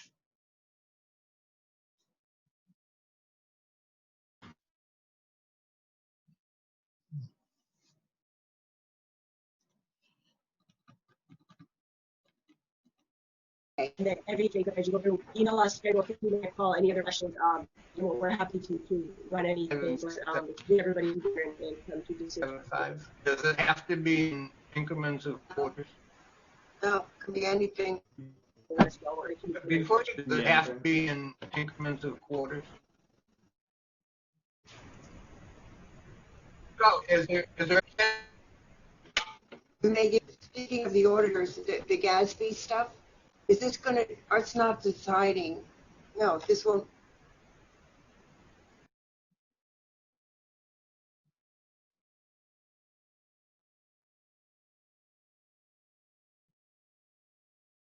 on the auditor. There's not a deadline of next week or anything. If they do keep it's reaching just out. they're gonna start bugging me. They're still gonna start bugging me for it, because they are in the middle of the audit, so. So that's, again, you are our client. We work with the auditor, but we do take direction from you. So if you just make sure they're updated on time. But we, to be frank, we need all the assumptions confirmed before we can move forward with anything.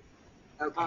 Having said that, looking at the dates it was sent in the past, I think they were sent in October in the past. I thought that was their understanding of similar time in this year. But yeah, at this point, we will be at a standstill until you select assumption, which is, to clarify, no issue from our end at all. But when the auditor does call, feel free. I mean, Jake, I'll talk to her directly. We want you guys to make the right decision. Take your time. If you need further scenarios, feel free to send an email. Feel free to ask a 15 or 30-minute call with Ken and myself, whatever works for you. But if there's no other information we can provide now, we'll sign off unless anybody had any other questions. Okay. But to answer, I'm sorry, Mr. Monroe's question, the investment return assumption can be anything. They're normally in increments of 5. We often do see like a 7.375, so 6.625, 6.6, 6.7. We don't see 6.62 or 6.63 usually, but Yeah. What would be the general increase? You wouldn't, like if you go from 675 to 6, I don't know, 660 or something. Is there like a dollar value of each of these increments? So let me give you a rough rule of thumb. Each 25 basis points Okay. will increase the liability 2.5% to 3%. So that's the liability, not the unfunded liability, the total liability. So if we were to, or said differently, I mean, on page 8, you have the liability at 675 and 65. See how quickly I can do this. Look at that, 2.7%. So 25 basis points moves at 2.7%, or 7 million exactly, 7.1 million, but yeah. 25 basis points moves the liability, item 5, on page 8, 2.7%. And you can almost see in between there, 6.625 would be almost dead in between. They're not exactly. Okay. Okay. Well, thank you guys. And Okay, we will definitely be in touch. Okay, we'll wait to hear from you. Thank you very much, everybody. We'll sign off now. Okay, thank you. Have a good day. I know. Thank you. Thank you.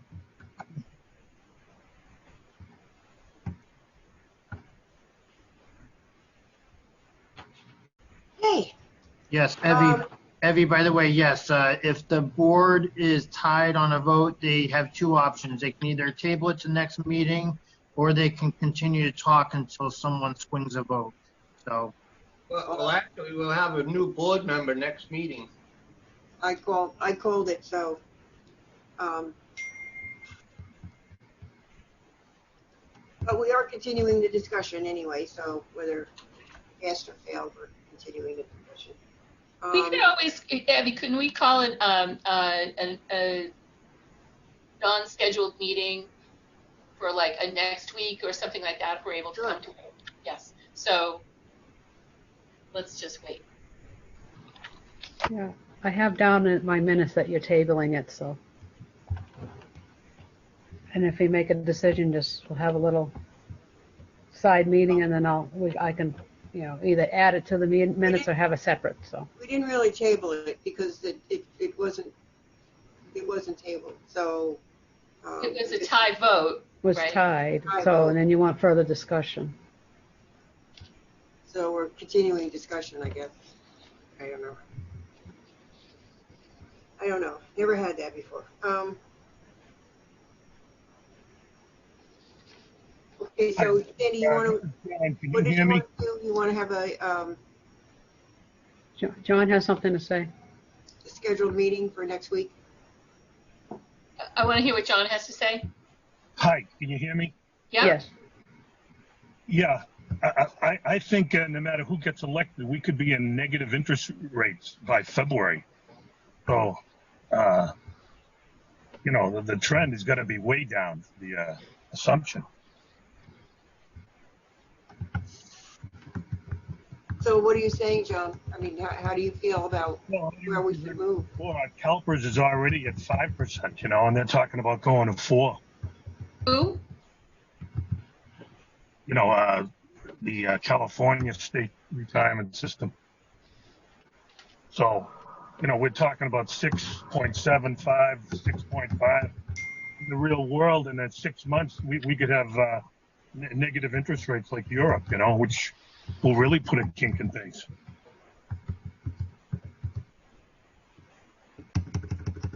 Okay.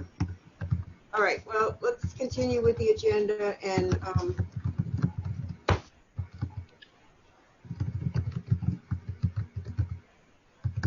then have further discussion on this as to where we want to move. But always keep in mind that although, the town's position is not looking good going forward, especially for 2022,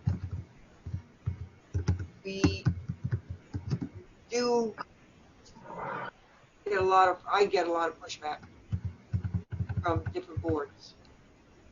And I know these boards are not employees of the town, and some of them don't realize what we're going through financially, but they do continue to pressure me regarding the interest rate and the rate of return.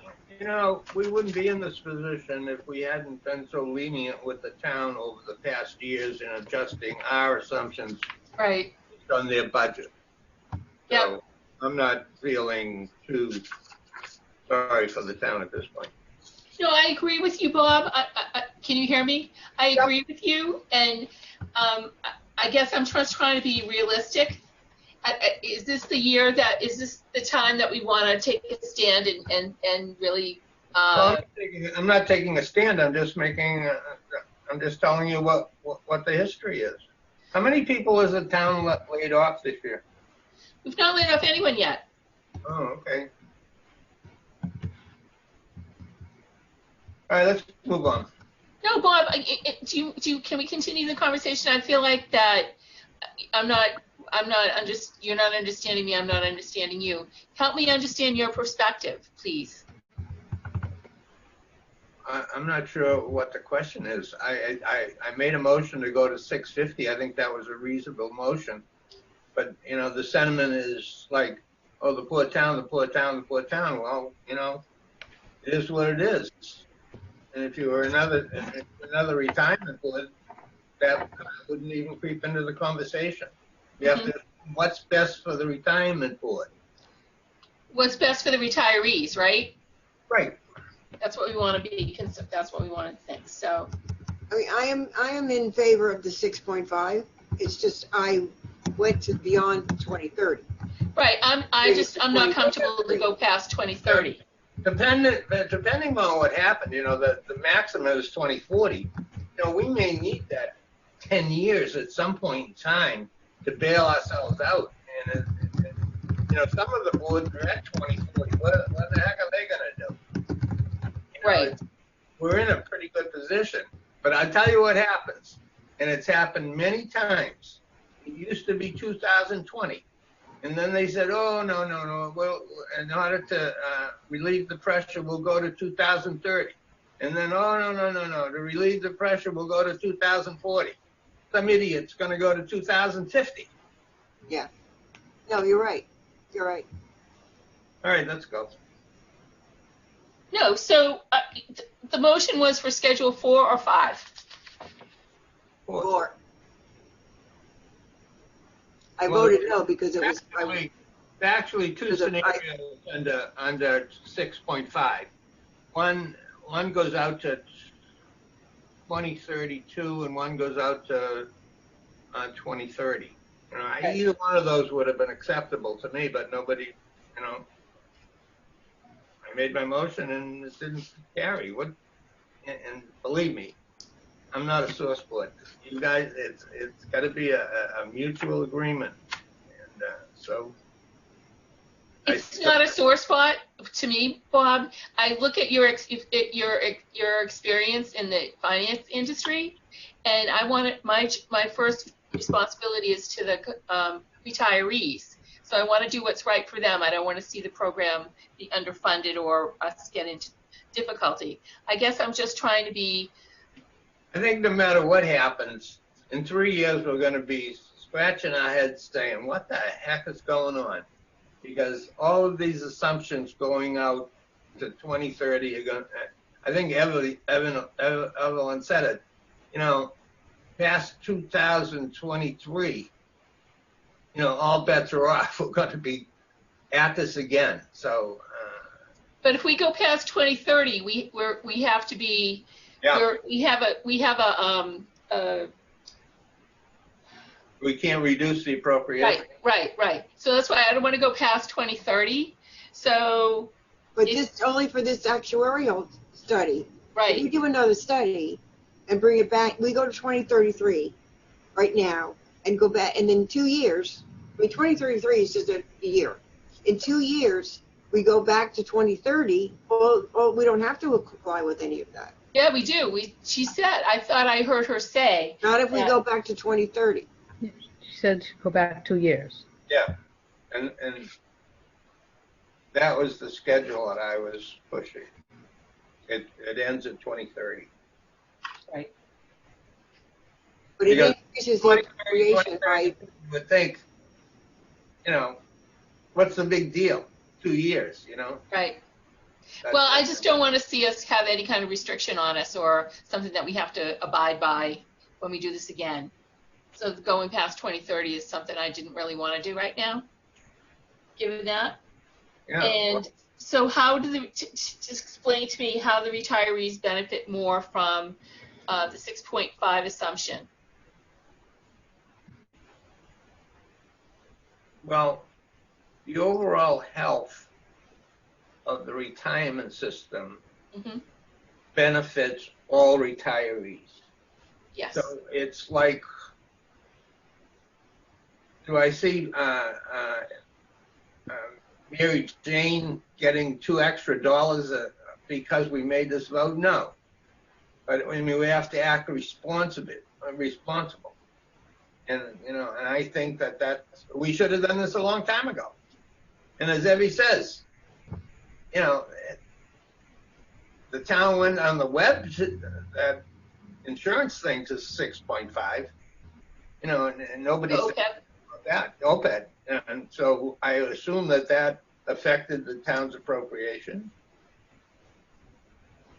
And then everybody taking cheap shots at the retirement system because we're at 7.25. You know, I don't know. Okay. Maybe I'm taking that stuff a little personal, but I hate to see our chairman get beat up because we're at 7.25 when they're comparing the medical thing with the retirement. That's like comparing apples and oranges, for God's sakes. I don't know. All right, let's cool off. All right, well, we're going to have to revisit this and come to some kind of an agreement. So, Evie, can you support Schedule 4? Excuse me? Can you support it? I'm sorry. Yeah. Yes, I can, but I'm just, you know, I was going by what you had said about the town and the budget process, and going to them and asking for a 12% increase. We're going to get a lot of pushback. That was my only concern. Yes, I would support Schedule 4, but I'm going to need help convincing the powers that be. Well, to be totally honest with you. Well, I know, but that's the part I don't understand. We take a vote, and then you have to go justify that vote. Yes. And they can't make you change the vote. Evie, didn't they do that last time? Didn't we make a recommendation last time and they ignored it? Exactly. We gave them two. We voted on 2. last time. I think it was And like these 7.25 and 7, right? And we Yeah. asked them to take 7, and they said no. That's right. Well, Right. Because the other actuarial study for OPEB was not at 7. so I'm understanding that our vote really means nothing because the town could say, no way, we're not doing it. No, Right. that's It not seems true. that way. Doesn't it seem that That's way, not- Abby? Legally, that's not true. Legally, But- that's not true. Right, but isn't it in reality isn't that what happens? That's what happens because that's what we've always been very cooperative with the town. Over the years, we've sat with the town manager Right. with 2 or 3 different scenarios. And the town manager would say, well, we have a budget problem and blah, blah, blah. So we accommodated them. Right. And I think in retrospect, we didn't live up to our fiduciary responsibilities to this system. But we did it anyway. And now we're getting a lot of pushback by doing something that certain town officials are badgering us about. And I think it's ridiculous. You're Let's move- absolutely right. You're absolutely right. And to just, I don't know, throw me under the bus because we cooperated with the town doesn't leave a good taste in my mouth. So Bob, what is your view on Schedule 5? Evelyn, that's baloney. We were all in this together, and we thought we were doing the right thing. And in a lot of ways, we were. But now that push comes to shove, the town's saying, "Oh, well, we got to do that." And da, da, da, da, da. I mean, it's just not right. Okay, Bob, where's your position on Schedule 5? which one is that? That is the 6.5 assumption. It takes us up to 2033. I could support that. I'm just worried about giving up those extra years towards the 240, but I could support it. I'd be more interested in whether Evie would support it. yeah, I would support Schedule 5. I think we could. Yeah, I would support Schedule 5. Okay, then let me do this. John, I make a motion that we accept Schedule 5. I have a motion on funding schedule, accepting funding schedule number 5, 6.5% assumption going out to 2033. Second. I have a second. Any further discussion? Just one point that I really going to have to stress. I'm really going to have to find out, and Jake, maybe you can help me, the definite restrictions on going out beyond 2030. All right, so that can be part of our discussion. Yeah, I'll do 2 things to kind of cross match and kind of verify. I'll reach out to Judith. And I need something in writing from somebody, not Yeah, just. so- I need yeah, so- the actual legislation, I guess, is what I need. I'll reach out to Parac Legal, and then I'll also reach out to Ken Gordon, who was the young man on the phone with us here on this meeting, and I'll get both in writing from both parties, and then make sure they agree. Okay. Okay, so I have a motion and a second. Any further discussion? To put it to a vote, Mr. Morales, Aye, yes. Mr. Kowicki, Yay, yes. Ms. Sikata. yes. Chair votes yes. Okay. Would you convey to Siegel? Thank you, everyone, for being patient Yeah, and explaining Thank things. you. I appreciate it. And Bob, I know you and I have gone this battle many times. So I really appreciate what you're doing, and you may have to join me at one of the meetings. Okay, let's move on. Okay. All right. We do we do not need to have a board election. Thank God. Hey, That was It's like, Are you happy, hooray, Liz? Very happy. Yay! So we can, I will, if, I guess I have to vote, or we have to vote regarding Mr. Papetti, who was the only candidate and is willing to serve on the board. I know Bobby Papetti, and I think, I'm sure Sandy knows him. Very nice gentleman. He was a fire inspector, I believe, retired. So yeah, next month we will welcome him officially to the board, but I need a vote to confirm his appointment as a board member. So can I have a motion? I move that. I have a motion. Do I have a second? Second. Any further discussion? Okay, Mr. Burrows, Yes. Mr. Krowecki, Yes. Mr. Sincata? Yes, Ms. Sincata, sorry. it's fine, yes. Chair votes yes. Oh, the minutes of the meeting. I have a few things on the minutes.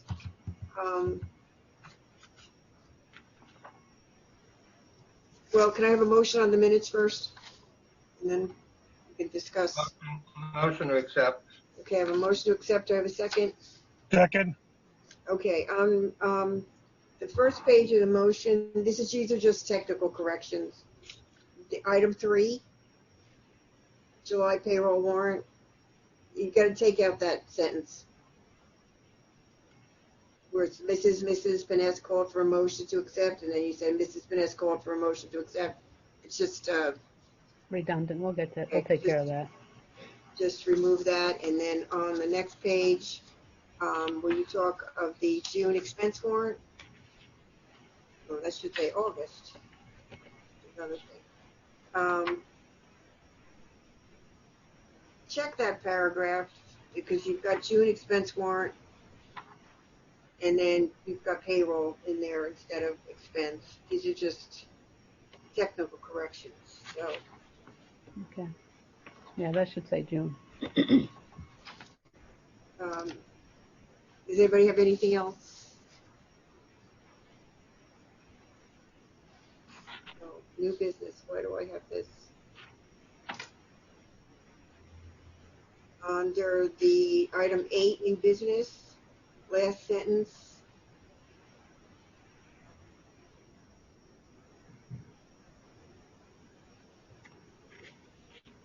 Oh, it's just a wordsmithing.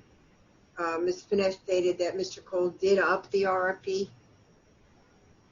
Yeah, Change it's the that. vernacular. You know, Did yeah, up to yeah. I'll fix that. prepared, Yeah. Right. and that's it. So I have a motion and a second. Yeah, motion. I made the motion. Now Yeah. just vote. And any further discussion? These are just technical corrections, so they really don't change the content of the minutes. So, Mr. Merles, Yes. Mr. Krowecki, Yes. Ms. Sincata, Yes. chair votes yes. Attachment A. Is there really someone named Schuyler? No, So sad. no, Okay. it's not. I had happy fingers. I fixed it yesterday.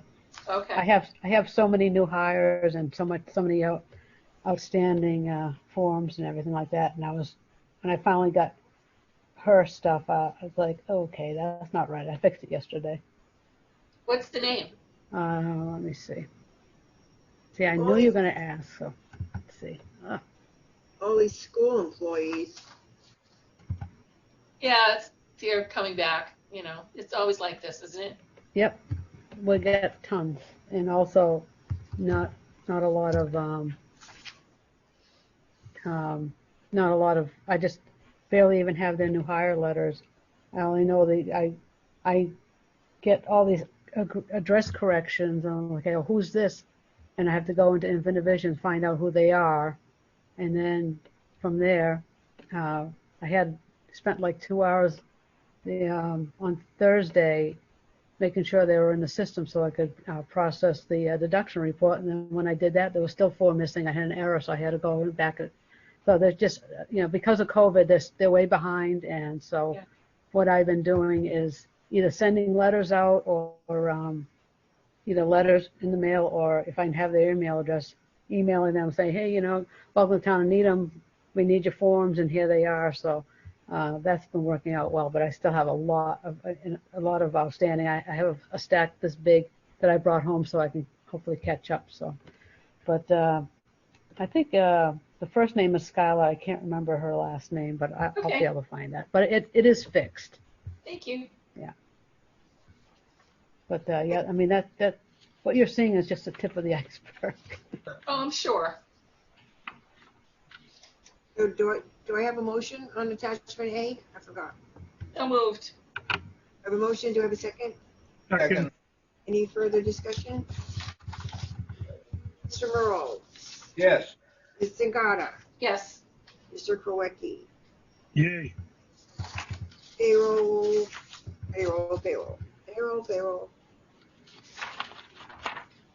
The payroll warrant, $1,138,594.16, which is kind of the same. Going up. Yeah. Do I have a motion? Motion to accept. The motion, do I have a second? Second. Any further discussion? Mr. Burrows, Yes. Ms. Zingata, Yes. Mr. Kowecki, Yay. the chair votes yes. Expense warrant.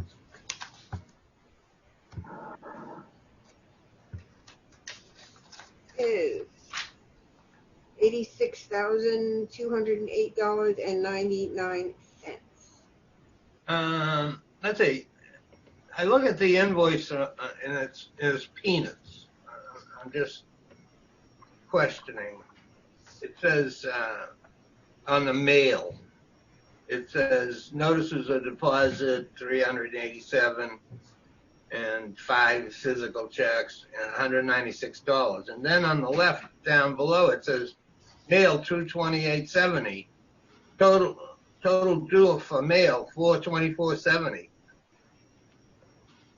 Does that make any sense to anybody? No, I'm sorry. What are you looking at, Bob?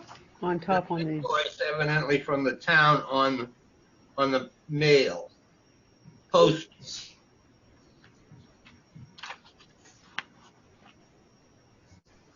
I can ask Gordon about that. I think I asked him one. I just don't understand what the thing is. Now, on the pension technology group, we get charged for employee self-service web portal. What's the activity on that? Do we know? Oh, that was going to be my question as well. Okay. All right, so I'm looking at the invoice now. What was the question? If I get back to the mail issue, I think, Bob, I might be able to clear that up with Gordon, but did you have any other mailings that went out during the month of August other than payroll? Yes. That's So what I think that might be what the difference is, Bob. So, In other words, the 196 is just for the notice of deposit, but there was other mail. okay. But we can get No, to that. no big deal. No big deal. yeah, that's the address affidavits and all that I had to send out. So the employee self-service web portal. Okay, going back to PTG. Are anybody even using that? I mean, are we promoting it at all? Is it People do use it. I don't know to the extent of how many or what percentage of active employees use it, but PTG may be able to give me some metrics on that behind the scenes, because a lot of their website can usually track those type of metrics. But nevertheless, Liz and I do get requests every so often from new employees, especially, that they're trying to get on and they're having difficulty and so forth. So this is for contract, right? Yes. If an employee gets on the website, do we get charged for that? I don't know how they have the price matrix set up for that individual line item on their bill. It may just be a flat bill fee that they, adjust each year, but I just know what that is for. My opinion that this whole thing was so mishandled. The imaging thing, I don't have any confidence in it because we never checked it when it came back. And I think the rest of the stuff is okay, but I was just interested in why we're paying $27.37 for something that may not be used. I'm going to make a note. I'm going to reach out to Jean at PTG and have her explain these line items more in depth for me, and then I'll share that with you guys. Okay. Yeah. The third one I had was the IRS. We paid the disputed IRS thing that occurred back in the tax year 2018. So was that resolved to everybody's satisfaction? All right. This was an issue, I think, where it was the only problem. I think I did. I mean, this is another one, but I think I did a lot of work on this and recreating the. Well, there was a letter in there from you to the IRS. Did you ever hear back from them? No. So I guess I asked, why did we pay it? We were claiming that we didn't owe it. Yeah. So all right, so I'll give you the order of events. So if we scroll down to page 43, which is yeah. Okay. So when I got here in 2019, Mary Claire handed me a bill from the IRS. She said, this needs to be resolved. I said, what is it? She said, it's apparently from the 945s, which tie into the 1099s that we sent out for the prior year. So I got with Diane and I said, man, let's look at 2018, everything that we have reported in our system in PTG and what you paid to the IRS. And we're very close. We're only $47 off. In fact, it looks like she paid $47 more than what we have in PTG. That is peanuts. So I said, all right, well, I don't care about that. Now so Marty and I, Marty was instrumental in helping me, go through that process. So I said, well, as far as I can tell, is we fulfilled our 2018 tax obligation. So Marty and I drafted an appeal letter, if you will, or a forgiveness letter, and clarifying that with the supporting documentation. And we never heard back. Evie and I would every couple months ask about it. And Marty and I, on 2 different occasions, sat on the phone, which is ridiculous because the IRS wants our money, yet they don't answer the phone. So we sat on the phone for about 2 hours. We did our other work, but in the background, we heard, the music playing, and we were on hold. Finally, about, after 2.5, 3 hours, we hung the phone up, and this was just ridiculous. So lo and behold, I said, well, with any luck, maybe they forgave it and just didn't notify us. So lo and behold, we get this bill, and you can see where, it's a little bit higher now. There's more interest involved, a failure to pay fee. So I really am at an impasse, to tell you the truth. I don't know. I suspect maybe it stemmed even into 2017. We did as much research and analysis we could on the back end, trying to locate where is there missing tax liability? Do we have excess tax in 2017 that we didn't have Diane pay and so forth? And the answer is we could not find that to be the case. And Juanita's annual statement for 2017 supports that as well. So I don't really know where to leave it, but all I know is it's accruing, and we paid it. What I did was last year, Evie has a check for it in her safe, but we held off because we were hoping the the IRS would forgive it, and they never got back to us. So we did not pay it. Well, we paid it this month. But there was a check, there was a check produced for this, and I believe sitting in the safe. So if there was a check produced for it, that was already means it was already approved on a warrant by the board. That is true, but afterward. But I need to know the reason for this, the reason that the IRS presented this penalty or this, by whatever, short payment to us was a result of the 945. What do you file? 940. Yeah, so if you look at their original invoice, which is on page like 40, it starts on page 48. This is last year's invoice that I walked into, where it says someone, I think that was Mary Claire's writing. She wrote 945s for 2017 and 2018. She handed me this bill. So, but if you look down at the paragraph on page,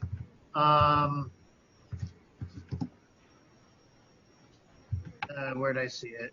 They kind of give a little explanation what it is for. Let's see.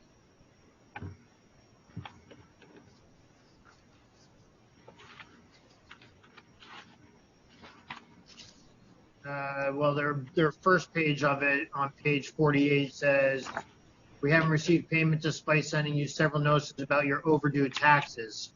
I don't know about those overdue notices they referenced there. I came into this. I only had this one from Mary Claire. Here's the 940. I'm looking for the copy of the 945. The reason we were assessed this.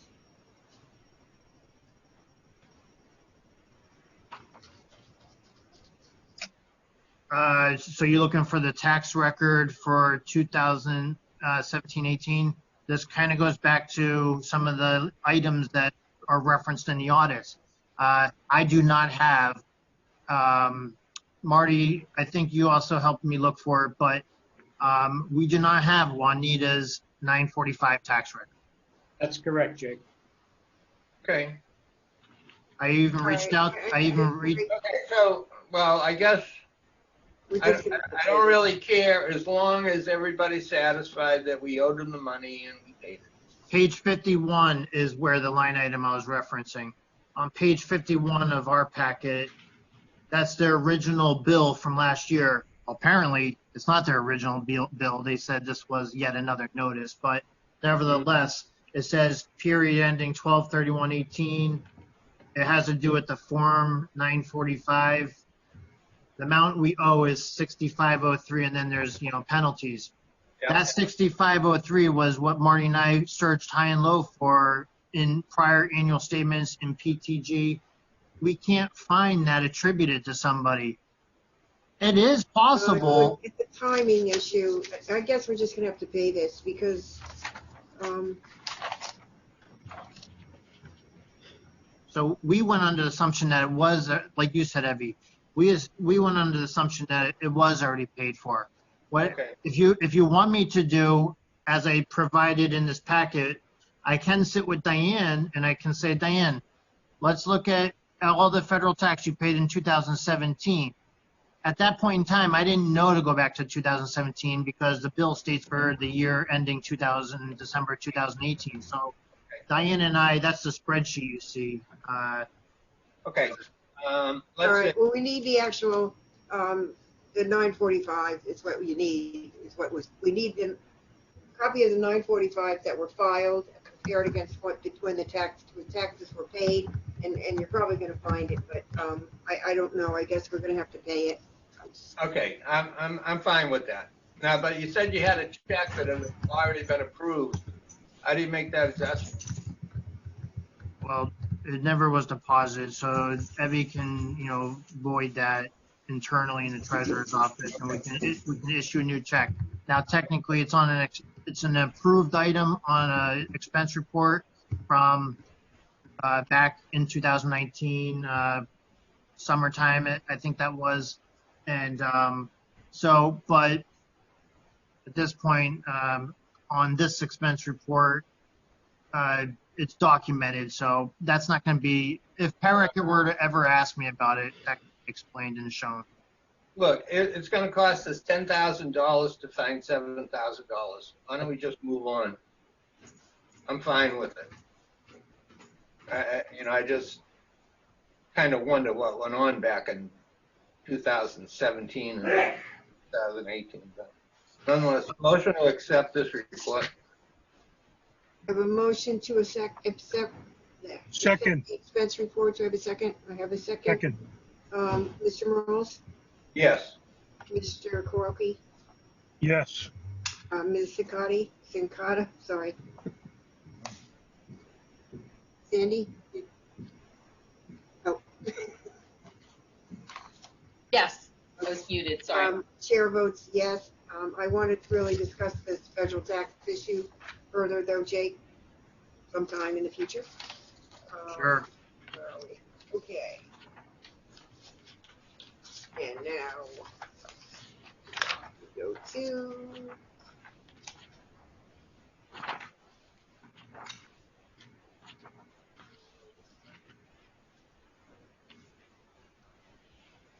okay, Jake, what have you got? Oh, I'm sorry, not yet. The investment statement, where is that? Here it is. Mr. Morales? Well, Take us through anything? today, we hit all-time highs in both indices, all three indices last 2 weeks ago, and last week we had a disaster. This week it's coming back, and I think that's what we're going to find.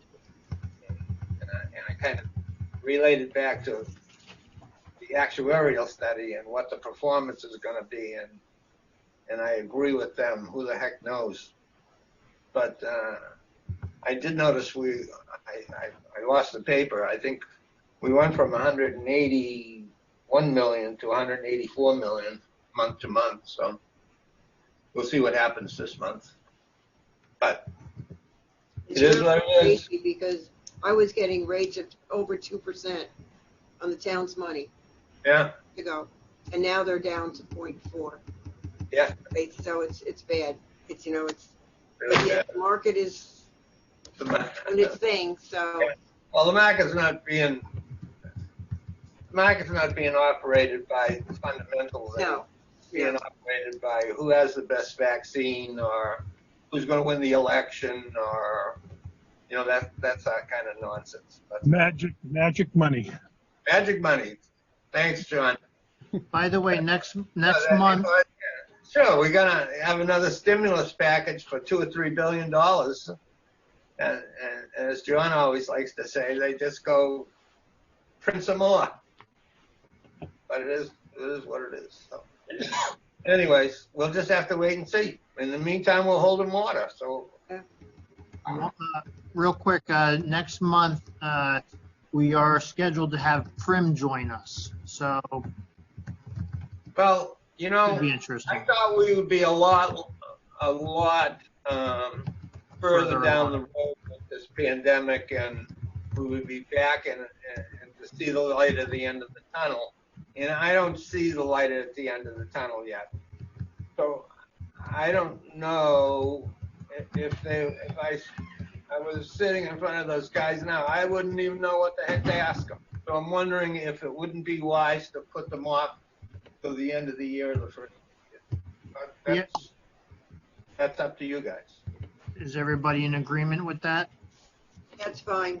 That's fine because it's just a dog and pony show anyway. So Yeah, I'll call them. They're nice guys. I'll just say, with the pandemic, nothing. This is not a good snapshot of any indicator either way, really. So I'll ask them. Let's put this off to maybe after the new year. Okay. Do you have a motion on the operating statement? So moved. Do I have a second? Second. Mr. Morales? Yes. Mr. Krowecki? Yay. I'm sorry, Sandy. Ms. Sincata? Yes. Chair votes yes. Okay. Information. Budget.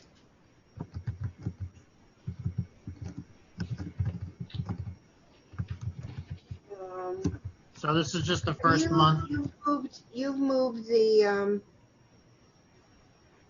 board member stipend, my stipend into salaries, correct? Yes. Okay. So, And you don't see staff salaries here for July because for Michelle's year end, he asked me to give that information to, so she actually gave me her invoice last month. okay. Anybody have any questions or Motion concerns to on the accept. budget? Motion to accept. I have a motion to accept the budget as presented, Second. I guess. Second. Second, Mr. Morose, Yes. Mr. Krowecki, Yay. Ms. Zinkata, Yes. and board votes yes. Old business or anything else, Jake, that you have? Before we Well, get I was going to mention old business? business, but did you want me to go on to old business or not yet? Yeah, go to old business.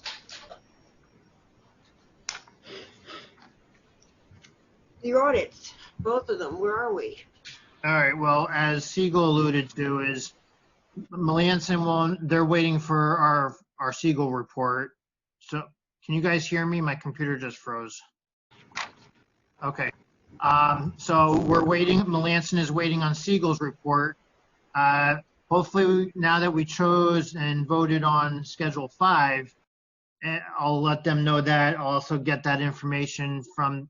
Can everybody hear me right now?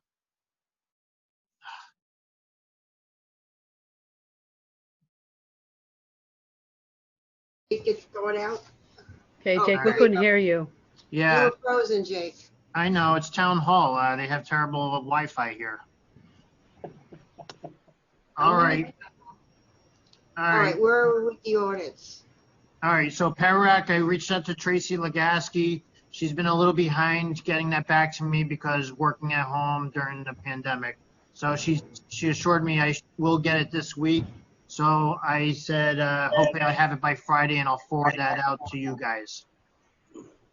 Okay. Now, Siegel already alluded to the Melanson audit. Melanson won't furnish their final report until they have the Siegel report from Siegel.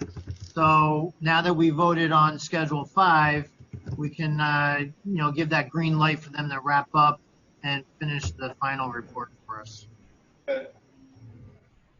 They're looking for the GASB stuff? Melanson? Yeah, is that what's holding it up? No. Why Well, do they need to?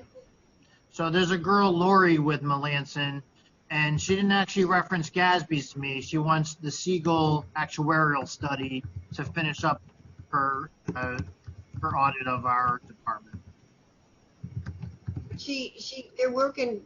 They're doing the audit for December of 19, correct? Yes. However, So why do they need the new study? They should be referencing the old study. well, true, current but study. yeah, that is true. However, yeah, They want the Yeah. new. I can ask them, Evie. I'm just telling you Okay. what they've requested of us. The January, That's fine. If they want the new one, that's fine, but well, the new one is the January, as Siegel referenced, that's as of January 2020. So it's really going to be looking at the same, information that Melanson has been looking at over 2019. okay. All right. Whatever they ask for. Okay. Anything else? No, not for old business. Not really much on new business. Liz she can speak to this, and she should. The address verifications. Where are we with, are we on a good pace of getting all of those back, or? Well, as of last week, we were the first round. I got all but 31, I sent out 31 second notices. I probably got about 10 of those that sitting on my desk need to be filed, and then I gave them till the 30th of September, and then after that I gave them about a week or so buffer, and then I send out the third and final notices by certified letter. So right now we're probably got about I say 25 outstanding, or 20 or so outstanding. Not too bad. Can we put on the direct deposit slips? You could put like a notice on there, right, Jake? Yes. What I'm talking about is our new board member, just letting Yes. retirees and actives know, maybe and even an email, everyone updated or whatever, however you do that. Yep. The employees, just to let them know who our new fifth member will be. Yes, And if we have put that. something on the checks and the direct deposit slips. Yep. Just letting everybody know who it is. Yes. I hope he has a computer. Do you think we'll be in-house next month? Doubt it. A meeting? Huh? What? Sandy? Don't think so. No? No. I didn't hear No, what I you don't said. think so. Okay.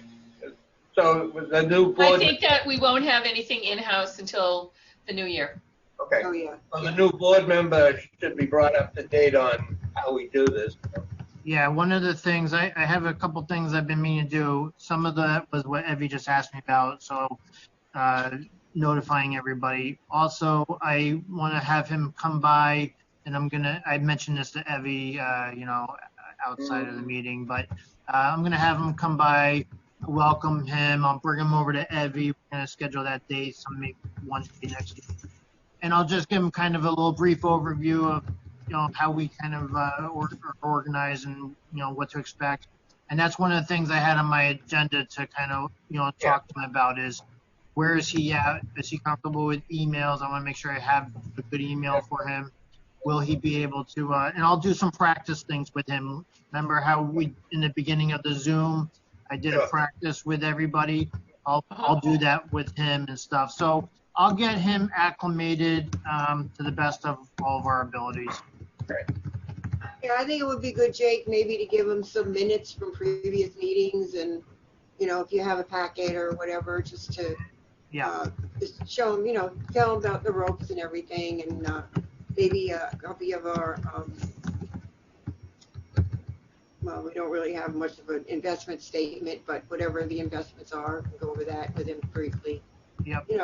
Just fill him in on stuff and how the board operates and when we meet, et cetera, and I'm pretty sure that he's computer savvy, so there shouldn't be a problem there. Yep. So, anybody have anything else that they want to bring up? I just want to comment on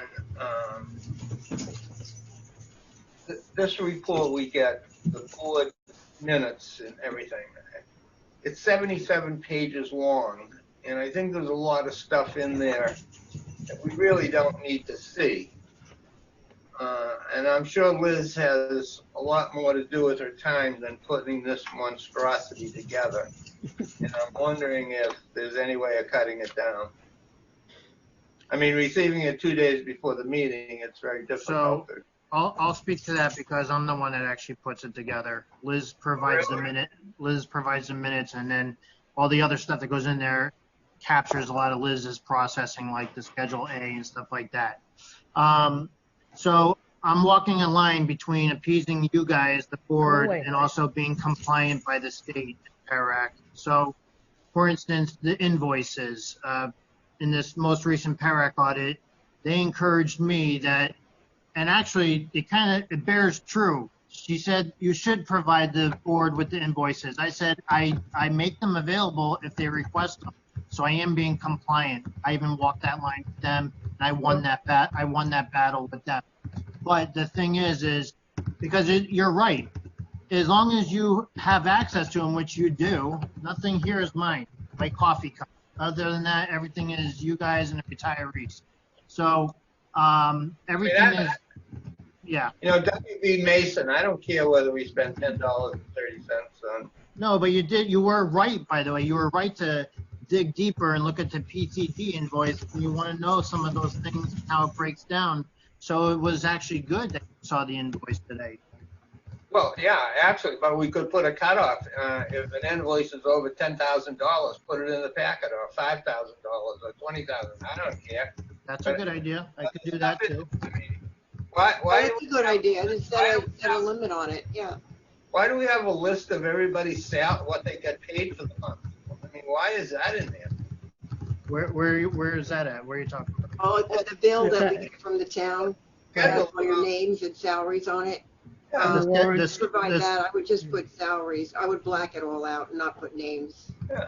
'Cause Oh, okay, yeah, records. that's okay. That's the Valuable invoice from. time and resources being wasted, and I just thought I'd bring it up.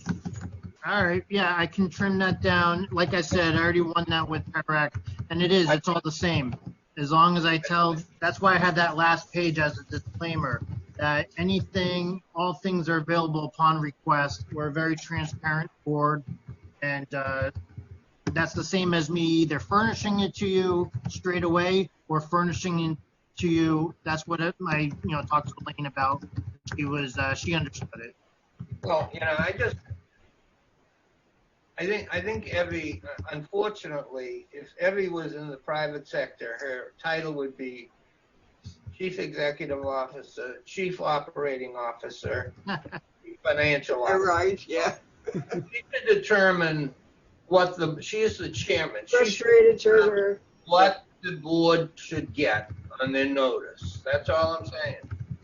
That's And if- fine. I'll do whatever you guys want. But when Perac comes back and gives you a negative comment to it, that just know where that comment is directed. Yeah. Well, I think I could follow the PARAC regulation on board notices and cut 30 pages out of this. Yeah. Perac did say, by the way, Karen Shea herself, I don't know if they're going to do it, but she said, Jake, you put together one of the most comprehensive board packets I've ever seen.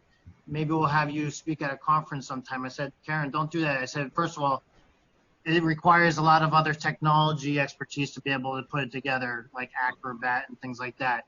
So anyhow, be that as it may, yeah, I like your idea.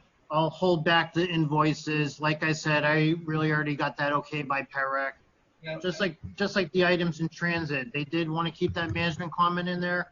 Marty and I went tooth and nail with them, saying, look, it's a summary. It's right here. If you want to see the items in transit, I can give you the transaction detail report from PRIT, and it has it all broken out for them. They wouldn't retract that negative comment, but there again, that made no sense to me. Well, that's crazy because actually they were getting it, but it was on a separate document. They wanted it on the actual. Well, yes and no. So, yeah, good. I mean, I'm not going to lose any sleep over that. No, I know. And you know what? They were, yeah, I'm not going to badmouth Perac. I'm just saying that sometimes I use that example because here they're okay with me saying invoices are readily available, just as the cash books are. And I told them my board doesn't want a 120-page board member packet. They're going to go crazy with that. I said they're available. They're right here. If they want them, they can get them any moment. And so. And when we meet in person, it'd be even easier because you would have those right on the table. And if somebody says, "Could I see a copy of that invoice?" you'd have it there, and you could show it to them or whatever. Yeah, I could print that. Yeah, for example, today, like we had questions on several of the items, and then what you were doing, and I know because we're not meeting in person, it's different. What you were doing was you would have them available to us. So normally we would not be getting all this paper. Yeah. Correct. Okay. So I'll trim it down a little bit going forward. Okay. Motion to adjourn. I have a motion to adjourn. Do I have a second? Second. Mr. Merles. Yes. Ms. Incata. Yes. Mr. Krowecki. Yay, yes. Chair votes yes. Thank you, everybody. I appreciate your time and input, and it was a good meeting. It was a long one, but thank you. And I want to get together with Jake at one point regarding this IRS issue. Evie, I just want you to know, and I want the whole board to know, Marty and I spent hours, not only on the phone with IRS that one day. I understand, but And now Diane- you got me involved, so. I'm just saying, I have Diane and her and I got together, and we had to coordinate all. Yeah, okay, I just need to, I need to get my head around it and get a copy of the 945. So anyway. Okay, I don't know if I'll be able to, okay, Are you in the office, Jake? I am in the office, Evie. Okay, all right, well, I have got to get some other stuff done, but I'll be in touch with you. All right, And Sandy, congratulations on your puppies. They're beautiful. Thank you. They're a handful. What kind of dogs are they? They're fox red yellow labs. Oh, wow. They're beautiful. It's like someone gave birth to two twins that won. Yeah. 2 toddlers, yeah. Yeah. Yeah, my daughter's getting a Newfoundland. She's nuts. That's fun. Yeah, a Newfoundland take up half the house, though. I mean, They do. yeah. Okay, guys. All right. Thank Everybody you. take care. Take care. We'll be talking. Okay. Okay. See you later. Bye-bye. Take care. Bye.